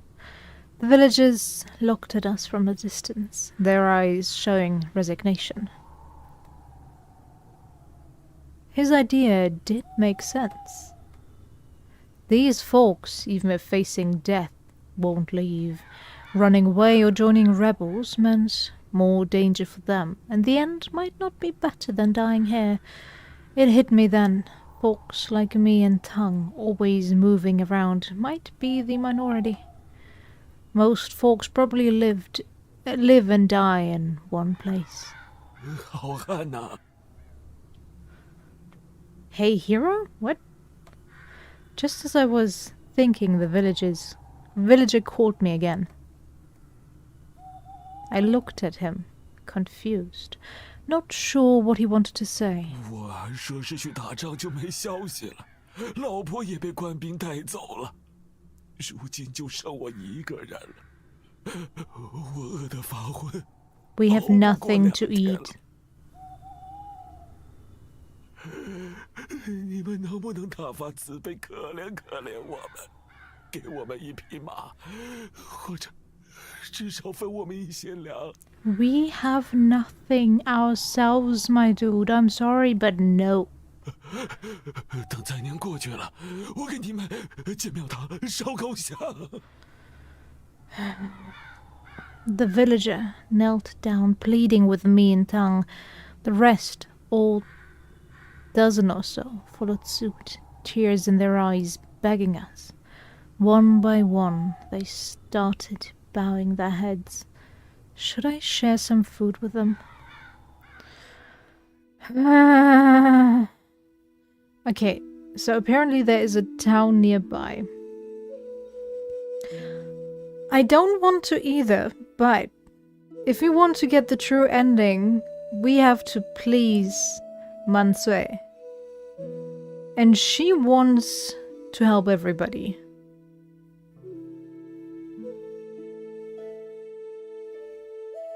So we either don't go for the true ending, or we share food.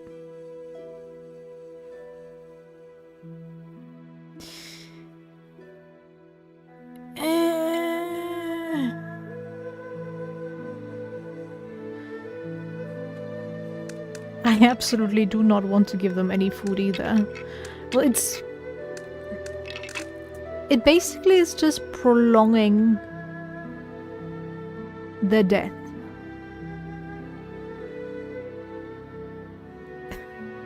All things considered, if we could talk to Mansue about it, we could totally talk to her and be like, yo, we are prolonging their death. They're gonna die anyway. They're close to starvation. They cannot really eat food right now, or proper food, after eating nothing for so long. Although those bodies look pretty fresh, but you know what I mean. So yeah, it's absolutely not a good idea to give them food. But okay. You gotta do what the little lady wants. Tang. Moved by a sense of pity, I pulled Tang aside. 报信。 Yeah, I wouldn't do it either. I'll be honest. He cut me off before I could even speak or resolute. Yeah, we're gonna do it. A resolute look on his face. He knew what I was going to suggest. 梁，别他妈在这时候惦记着做善人啦！刚刚那些尸骨你没看到？ I did, and I don't feel good doing it. 这些人早就饿疯了，他们连自己人都吃，却没来吃我们。他们是行善吗？他们是不敢。Tang, I agree. I'm so sorry. I don't want to do it. Tang whispered to me, sneaking looks at the villagers kneeling in the 我 distance. 们是贼，是匪，比他们还饿。他们知道，若是上来抢粮食，便要被我们杀，所以才没人敢来抢。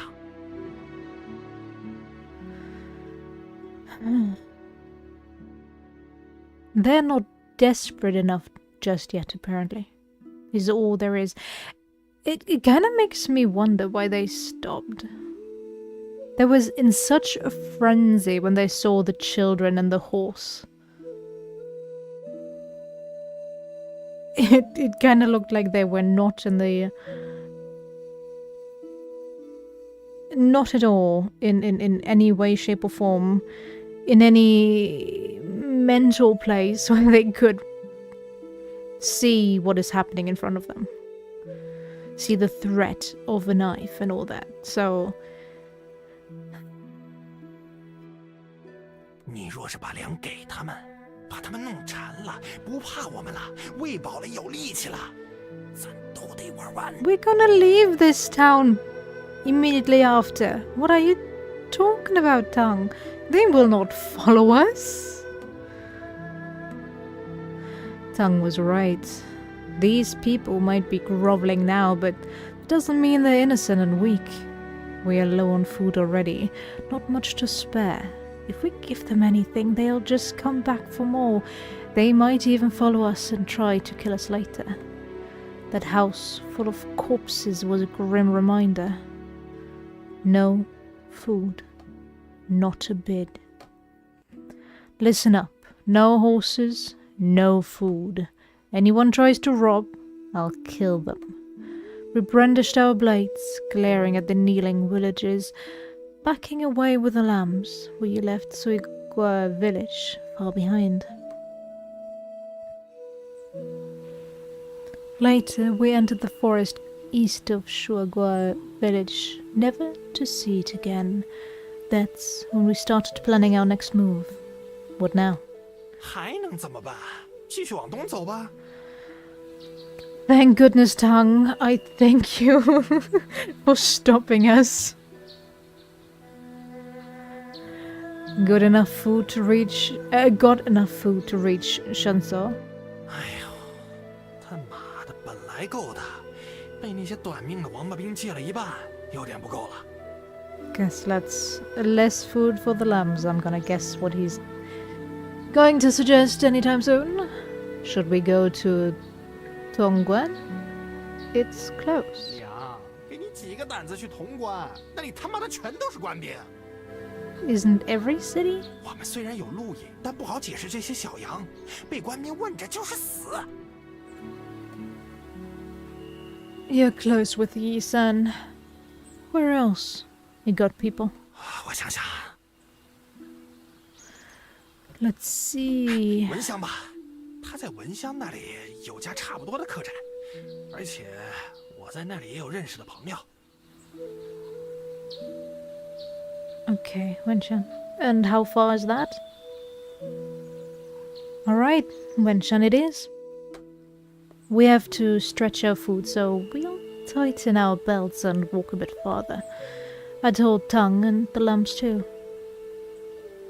That said, I wondered if these lambs got why I turned those villagers down. They backed, but I refused to feed them. But they didn't see that room full of bones, didn't know what happened there. Can they understand this? Can these lambs understand how hunger can make folks act like wild animals, losing their minds and resorting to cannibalism? They literally watched them attack them because screaming food, food, food. Like, yeah, I think they experienced it firsthand. If they really understood what was happening, don't know, but they literally got to experience it firsthand. Probably not.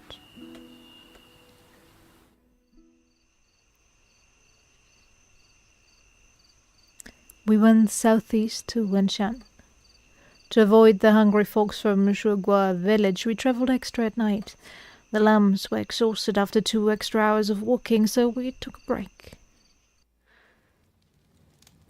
I made a fire and gave the lambs rations and water. Maybe because I said we'd have less rations for a while, or because they saw those hungry people. The lambs ate their rations seriously today. They held the tasteless rations like treasures, savoring every bite carefully. How far is Wenchang from here? Taking a bite of my ration, I asked Tang, seated across from me. 不算近，但也不远，大概3、4天能到吧。 Okay. And how long would it have taken us to go to the other city? 哎，陕州你熟吧？蚊香在陕州西南方，有3天的路程。 Dude, I have no idea where anything is. Show me a map and I can guesstimate, but like this? No. Just don't do it like the game, which shall not be mentioned anymore. But yeah, don't do that. But I don't know, show me a map or something.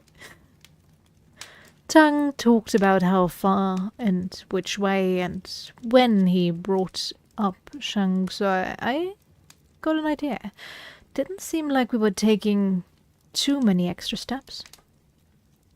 After that, Tang fell asleep fast.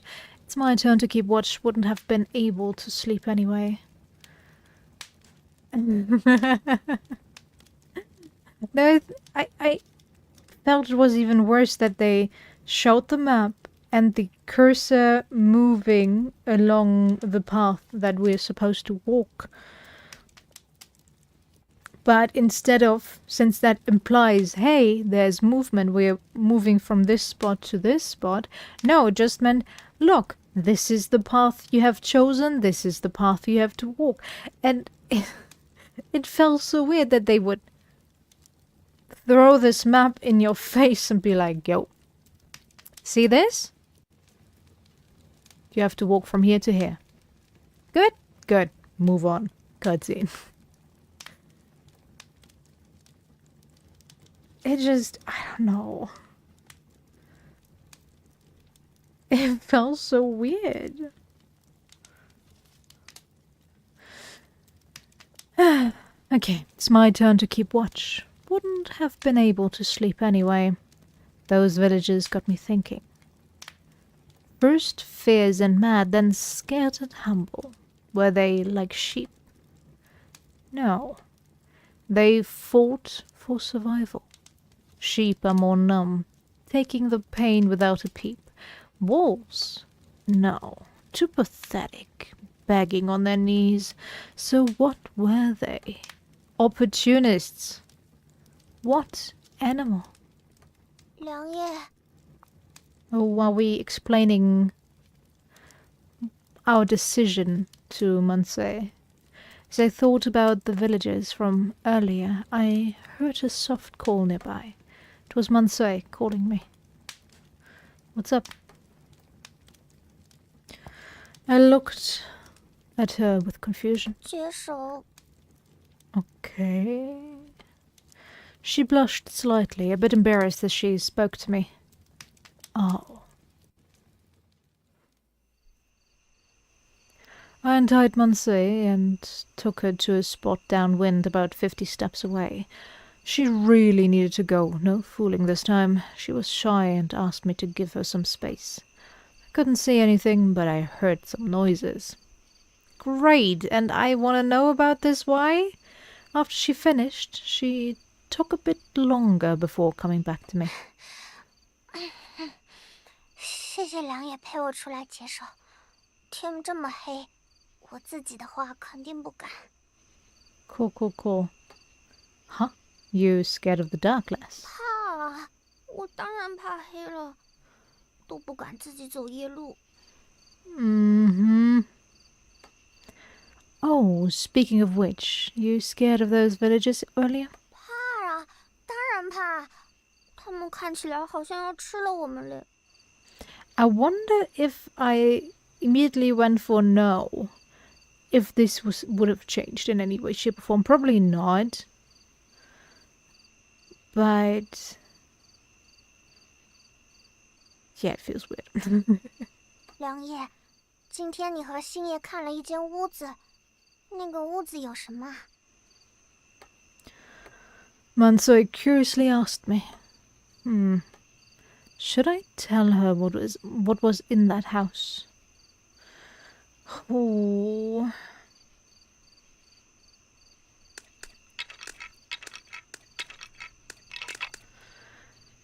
Ooh. She's 11. But apparently she also has experienced a lot. She has seen a lot, but should we tell her about it? Well, I kinda wanted him to talk to her about it, so saying what happened and showing it are two different things. I think it's fine somewhat to be like, yes. Yeah. Tell her. This one's tougher than the rest. She can handle. This one's tougher than the rest. She can handle it. Plus, it'll be a good scare. Might toughen her up a bit. In that house, there was a room with a wooden board covered in blood and meat. Blood all over the walls, bones on the ground. 是人的。 Yes. Yeah, lots of folks, mostly kids. The village was hit bad, folks starving, so they started eating kids. What's in that house was just the leftovers. I told Mansue coldly, keeping an eye on her reaction. She looked surprised when I told her, but didn't seem too frightened. Huh. Maybe she's just acting tough. If I were her age, I'd be scared out of my wits by that hellish scene. 良夜，其他孩子不会跟星爷说我不是哑巴的事吧？ I'm wondering about that, but I think you're fine for now. Just I was wondering if she was scared of that house. She hit me with a question out of nowhere. No, they're too scared of him. Wouldn't dare to talk back. 也是，他们都怕星爷，毕竟星爷之前差点想杀翠儿。 Yeah, he has problems. Don't you worry, he absolutely has problems. I will not say that is in any way, shape or form fine. 我觉得大家是喜欢良夜的，有事的时候，大家现在都找良夜。 Stop with the sweet talk. Sorry. I haven't forgotten how close you were to killing me. 良夜真记仇。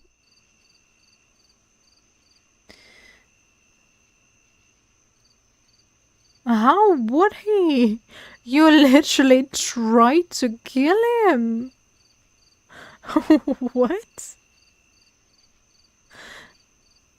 Does your butt still hurt? 不疼了。 He seems kinda sad about it. Is what you said about your sister and that swine demon true? 是真的，我们只要一到洛阳，就会被送到妖怪的餐桌上。但是，我不怕，我要给姐姐报仇。 I frowned, staring at her intently. She looked determined, not like she was lying. When she said revenge, I could feel her resolve. But how could an 11-year-old kid like her seek revenge against a man-eating swine demon? If it's true, should Tongue and I really take them there? I fell into thought. Not good. As a wolf, I shouldn't even care about this question. The lives of these lambs were none of my concern. I lived for me, not them. Sui, chapter 1. What? Cat? Swine demon? That looks like that's her father. It was hot and the ground was really dry.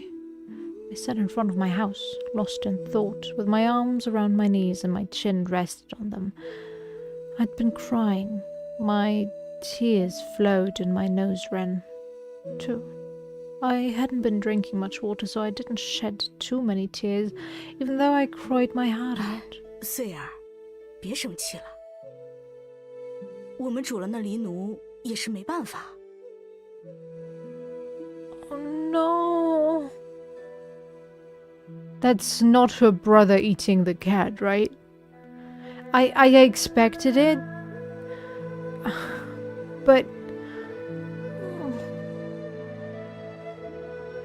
that was like the only thing that made her happy in this family, and you took it away.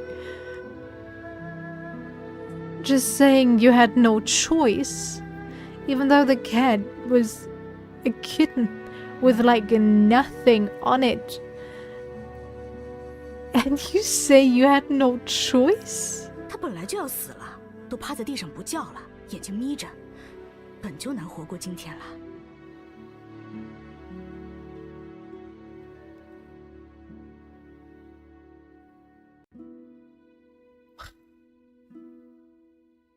I crouched by the doorway, listening to my mum's voice coming from inside the house.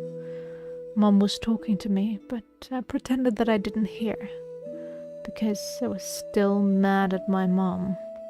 I hated my mom because she just cooked my kitten. 穗儿，别耍性子了，人都快饿死了，还管得了畜生？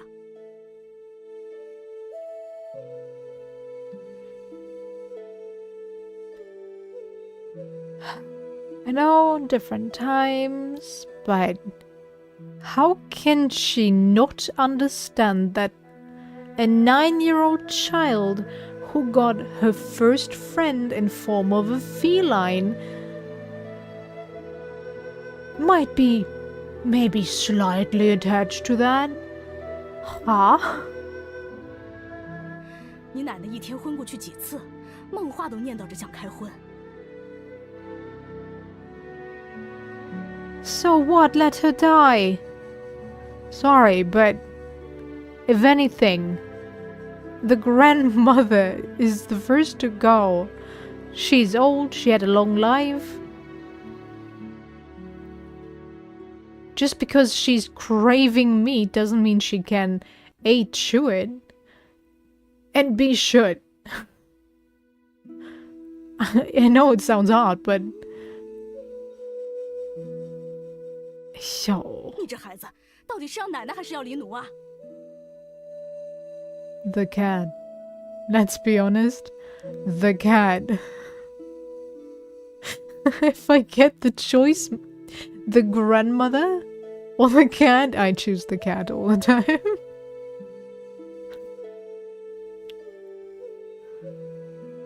Especially if the cat got bigger. It could have gone out hunting. It might have only brought back small prey, don't get me wrong. Definitely not enough to feed the entire family, but they would have had chances of maybe surviving longer or getting food from it. You know? Kittens that like their family bring home gifts after all. Oh, 是 sure. 听话，趁热也来吃点吧。 Woman, what? 不吃算了，再晚点，财儿就都吃完了，一点都不给你留。 You think she's gonna eat the kitten? Wow. Mom kept yapping on and on, accompanied by the sound of my brother gobbling down the meat. He bit into a leg, teeth sinking into a piece of meat still attached to the bone, then took a big gulp of soup. I didn't want to hear those sounds. The smell of the meat soup wafted through the air, a sour tang with a bit of gamey smell. This smell made me want to puke, but it also made my stomach growl with hunger. I didn't want to smell that. I tried hard to cover my ears and also wanted to pinch my nose shut, but I couldn't do it because I only had 2 hands. So I dropped my head and pressed my entire face against my knees until it was hard for me to breathe. The gap between my knees made it difficult for me to hide myself and escape from this hole I didn't want to be in. 连云，穗儿正心情不好，别去扰他了，让他自己静静。女儿也大了，她能想明白的。唉。 This family. I heard that deep sigh from Dad. Lately, Dad had been a drooping wheat stalk, lacking vitality, spending his days sighing with his head hung low. It had been a long while since I last saw the dad who used to smile constantly and provide a sense of security. Everything had changed.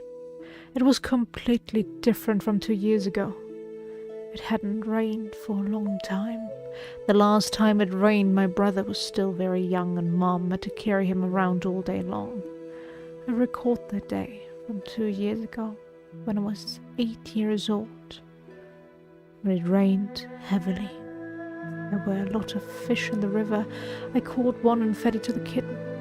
Day, Dad even brought a sweet potato back to our family. It was the first time I'd ever had a sweet potato. I hadn't seen rain since that day. Without rain, a lot of things changed. The river became shallow and the fish died. The ground cracked and the wheat also perished. The wheat began to fade, turn yellow, and then wither away before it could even fully mature. Dad desperately wanted to revive the wheat. He grabbed his hoe, loosened the soil, and worked tirelessly from dawn till dusk. At first, he would smile and encourage us, saying everything would turn out all right. So long as he worked hard, better days would come. However, the wheat continued to wither away, bit by bit. One morning, I saw my dad sitting on his knees in the wheat field. Looking around, I could see that all the wheat in the entire field had withered and died.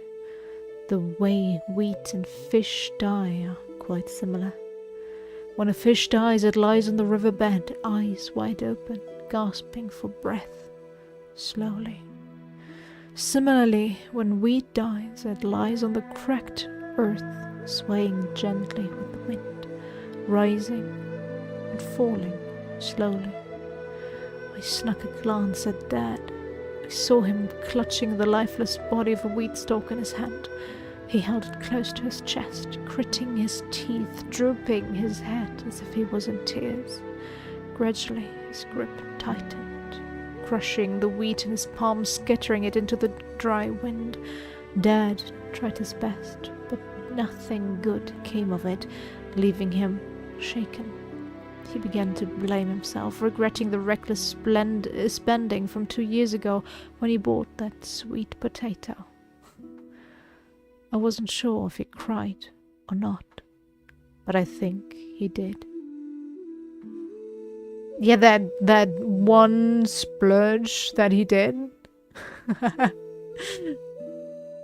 was definitely what led to the downfall of his crops, for sure.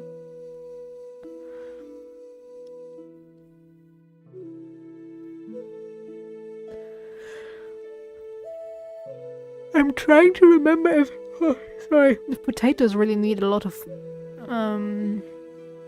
water, but I don't think so.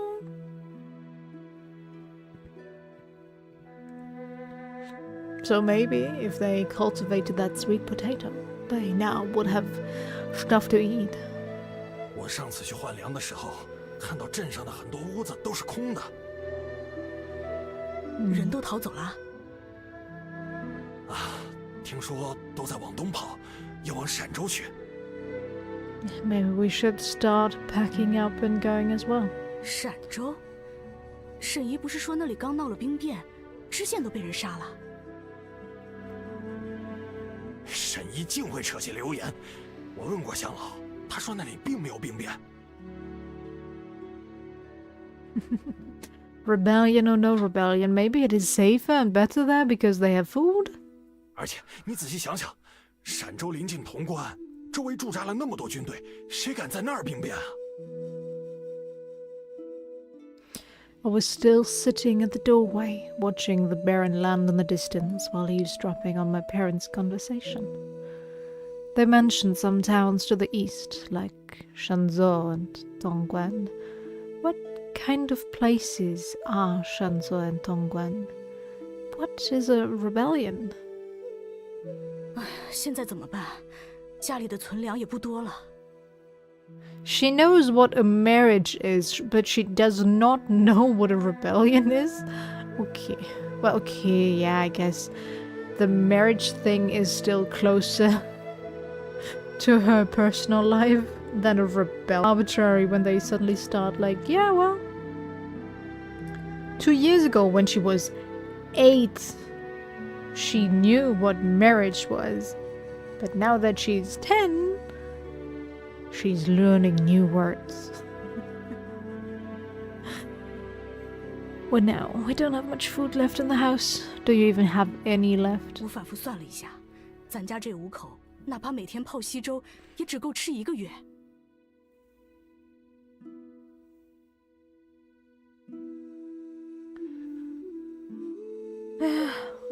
Yeah. Oh, now that I think about it, they have 1 more year until she joins our current story, if she's now 10 and said the truth about her age. Didn't pay attention when the year was dropped at the beginning of this chapter.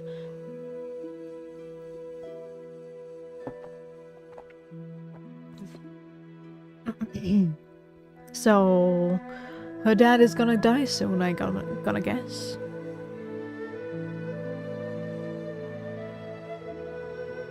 要么我们也往东逃。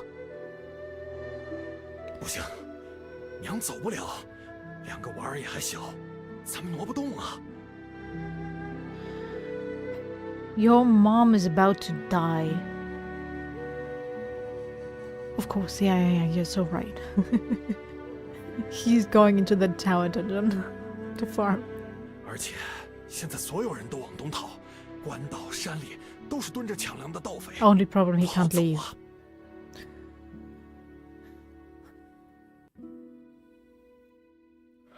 可这样下去，吃不上饭要怎么办？ Yeah, whatever should you do? 镇上的当铺还开着，我明天再去当些东西，再去找乡老买些粮。要么把我的镯子也当掉吧。那是你爹留给你的，还是算了吧。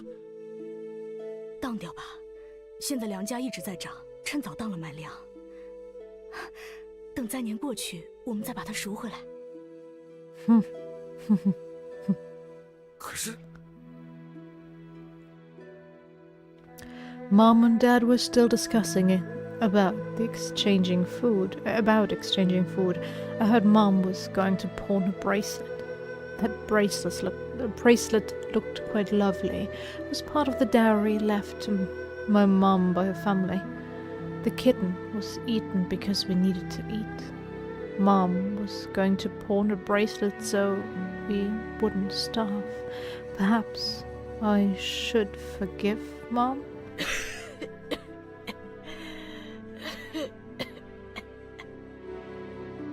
Suddenly, I heard my grandma coughing.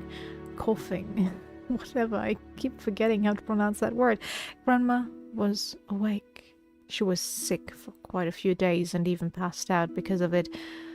We were so worried about her, and she was finally awake. 娘， Dad and Mom quickly gathered around Grandma as she woke up. 刚才你们是不是给我喂了点汤啊？对，给娘喂了一点汤，我喂的。什么汤啊？酸味儿那么重。黎奴的肉汤。哎呀，怪不得啊。 Great. 啊，汤还有一点儿，娘要不要再喝点儿？不要，我不喜欢黎奴的味道。 The audacity! Okay, she's not part of this whole plot of killing the cat, but oh my god, I hate this family. 而且呀，我马上要去见阎王爷了，不必给我喝汤了，你们自己喝吧。 Thanks, Grandma, I guess. 娘，不要说这么不吉利的话，你的气色比昨天要好多了。 Let her die. 我自己怎样，也只有自己知道。我刚去了一趟鬼门关，见了牛头马面，他们想用锁链套我，我一甩身子，给挣开了。我不是怕跟他们走，而只是有事儿还没跟你们说完啊。You better apologize to... Sorry, here. 娘，你说吧。这灾呀，来得突然，但想来也早有预兆。And those are supposed to be your final words.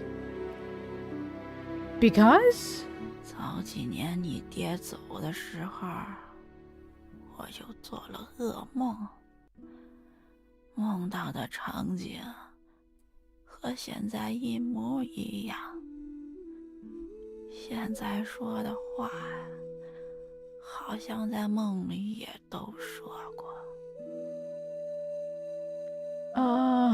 你们在我走后，一定要去找水，要去找蛇。蛇的旁边可以挖井，有了井，村里的人都活了。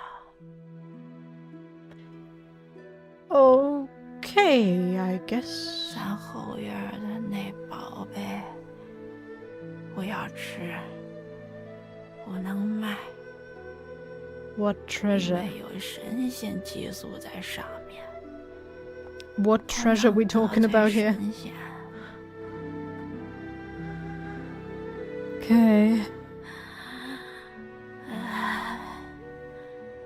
我想见彩儿，彩儿在哪儿啊？奶奶，我在这儿。哎，彩儿真乖。 Grandma called out to my brother once, and my brother ran over to her side. Grandmother tended to be more affectionate towards my younger brother than toward me. Whenever something happened, she would usually call for him first. She would often forget about me.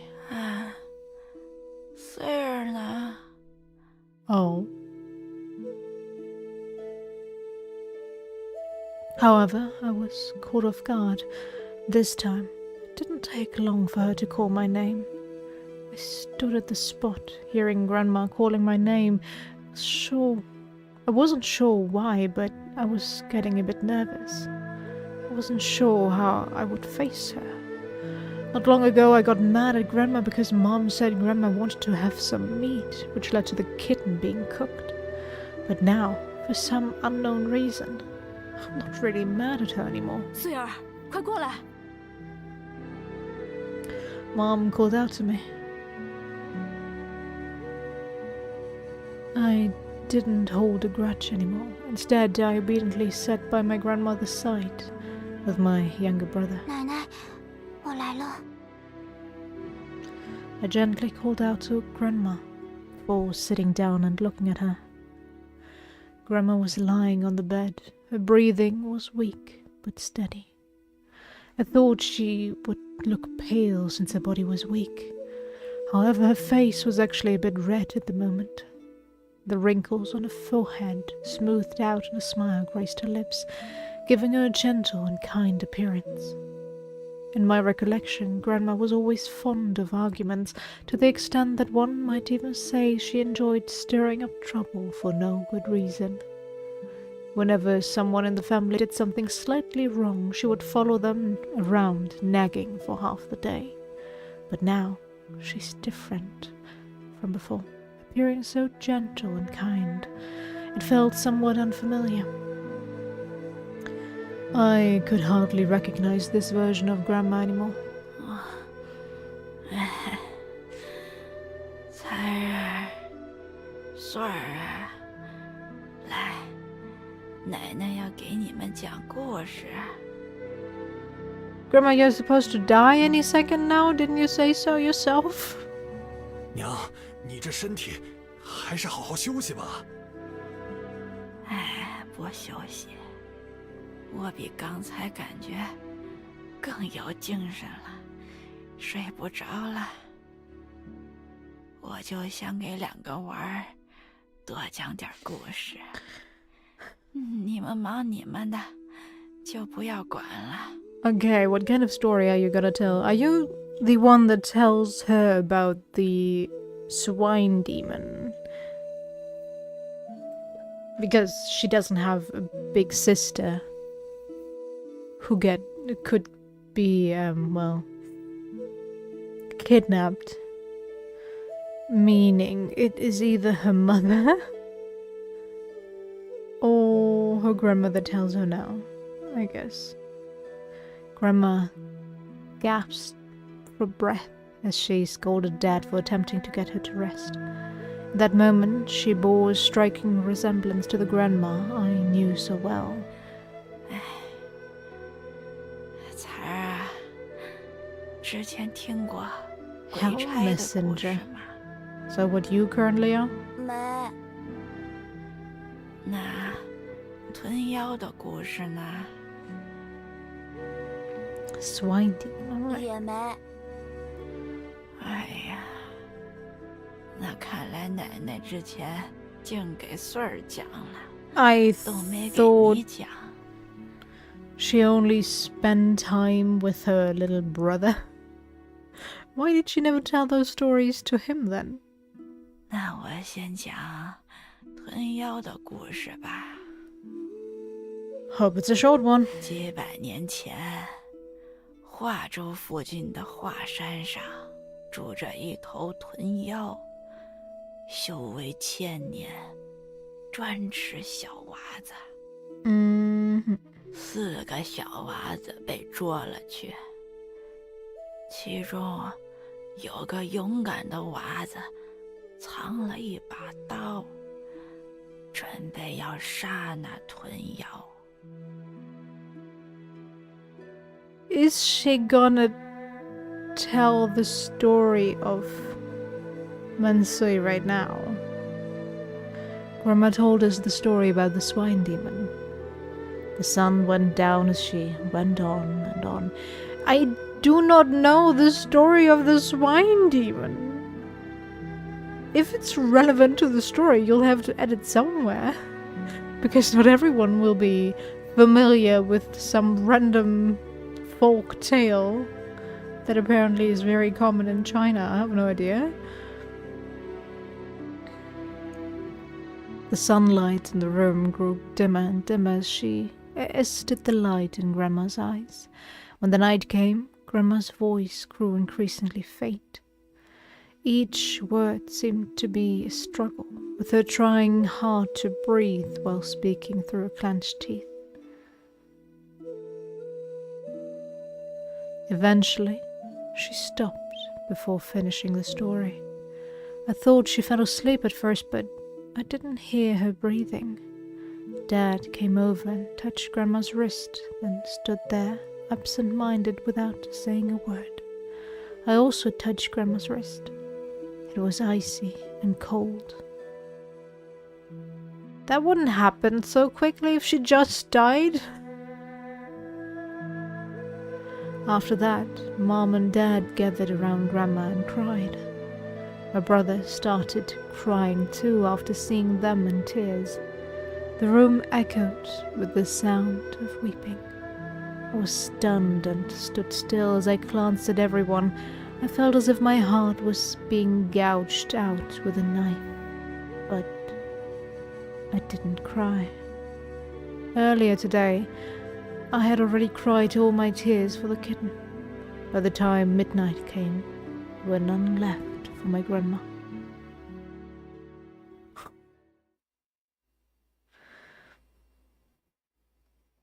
Bathhouse, Chapter 7.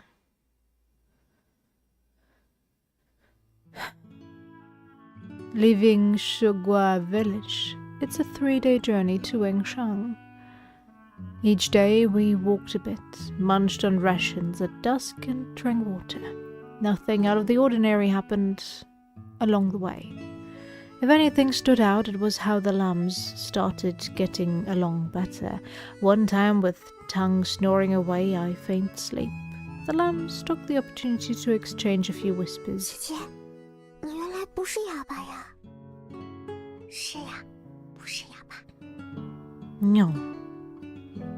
姐为啥要装哑巴？ Oh, was she gonna tell the truth? 哑巴做事方便，谁都会对哑巴戒心少一些。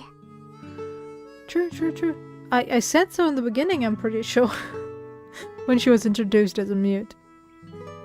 可要是被星爷和良爷发现了怎么办？你们不说，他们便发现不了呀。应该不会说吧？ I'm wondering though how we are keeping our quote-unquote relationship with Mansui hidden from everybody else. Because sure, they're exhausted after walking the entire day. Pretty much. But shouldn't somebody notice, especially Tang? I don't see him not paying attention even when he's asleep. Shouldn't at least one of them get curious why Mansui and Liang keep vanishing during the night? Probably overthinking this again, but you know. 不说的，一定不说的。 Of course, of course. 姐姐，谢谢昨天把你的凉粉连我一块儿。 Of course, of course. 没事儿，你多吃点，好长大。话说，你们为啥都叫我姐姐呀？为什么觉得我比你们大？我也不知道。姐虽然和我一样高，但是感觉更像一个大人。而且，叫不出姐的名字，我也只能叫姐了。我看起来还更像大人啊。 Sure, you can you can determine how you look for others. Right, sounds about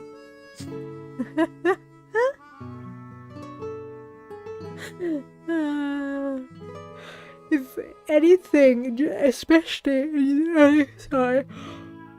in early teenage years, it's mostly wishful thinking that they come across as mature or more grown up in this. If we go by this, so yeah, right. Her being so like, oh yeah, well, I guess I do seem so mature. Sorry, hit the microphone there. 对了，姐姐叫什么名字？我知道，翠儿叫翠儿，红儿叫红儿，他们也知道我的名字。我的名字是穗，你们叫我穗姐姐就好。不过，千万要记得，不要在星爷面前同我说话。星爷若是知道我不是哑巴，会打死我的。Yeah, he would probably kill you, that's right. 明白的。 Mansui whispered to the lambs, serious-like, a pig trying to hear. She told them a different name than the one she told me. I heard Mansui. Lol. Did the translation team mess up? Ah. That they just heard?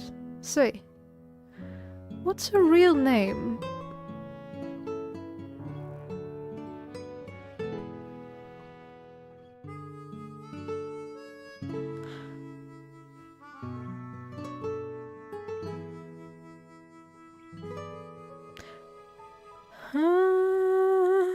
There's Sui in both of them. I'm just gonna guess that the Sui part is true. Oh yeah, okay. I think in her chapter did she? I can't remember. It's been too long. She hiding it from me too? She gave you the longer name, my dude. For 3 days I've been thinking about these lambs, wondering where they were from, what they had been through. Kept me going, stopped me feeling too hungry. We agreed. 1 meal a day. I thought we just walk. I kinda wanna know how much food we have left. If we only need to walk like 4 days. Not much for them. Definitely not enough for me. With just the afternoon meal, come midnight, my belly started growling. Felt like there was a storm brewing inside. By dawn, maybe I'd starved enough because hunger faded away. At noon, with the sun blazing overhead, the water in my belly turned into fire, making me parched and dizzy. I felt like I had lost a part of myself, my steps heavier than when I was full.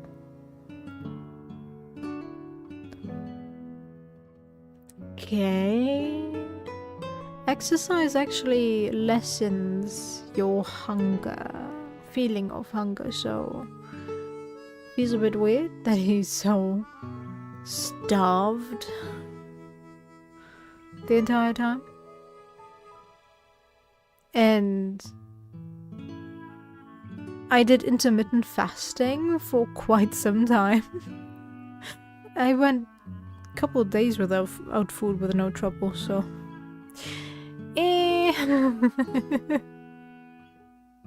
but yeah, okay, they're pretty thin to begin with, I guess.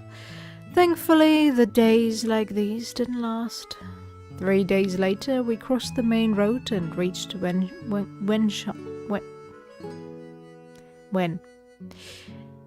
the city. We walked back to the inn we started at. Tang was right. Isan did indeed have an inn in Wenshan. After we arrived, we asked around and quickly found it in the eastern part of town. It looked a lot like the one back in Huaishou, with similar size and decorations, just some minor differences in how the tables and chairs were arranged. I see no difference, but if you say so. Tang went inside to talk to the inn waiter. The lambs and I waited in the lobby, catching bits of their conversation from a distance. 这位呀，请问您是哪位呀？是三爷的朋友吗？ Sure. 是啊，我们是尹三儿那边的人，正在替他运货。货是4只小羊，要运到洛阳。哦，三爷的活我知道的，2个月前刚接过一对。接过一对，也是去洛阳的吗？是啊，都是往那儿送的，而且也是几只小羊。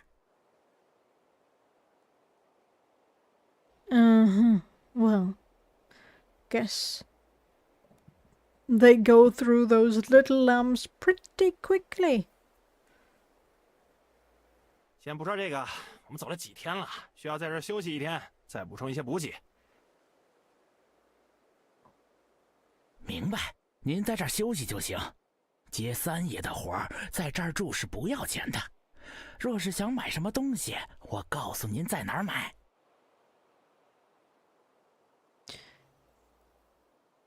All right, thank you, 好， thank 我知 you. 道了。那还有一件事儿，想找你打听一下。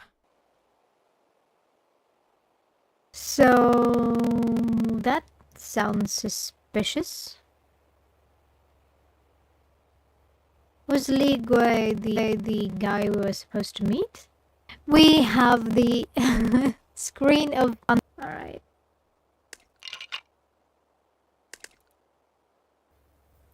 I was getting tired anyway, so now that we have the next conspiracy apparently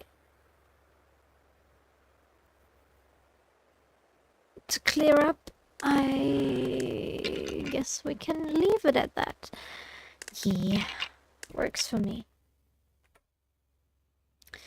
Okay, so we have to reach the other city tomorrow. So we have chapters to go. Okay, so 2 to 3 more streams. Let's go. We got this. Right. I kind of hope that we get some... Yeah. Reconnection messed stuff up. Alright. As always, thanks for sticking around. I hope you enjoyed, and I see you next time. Take care, and bye-bye!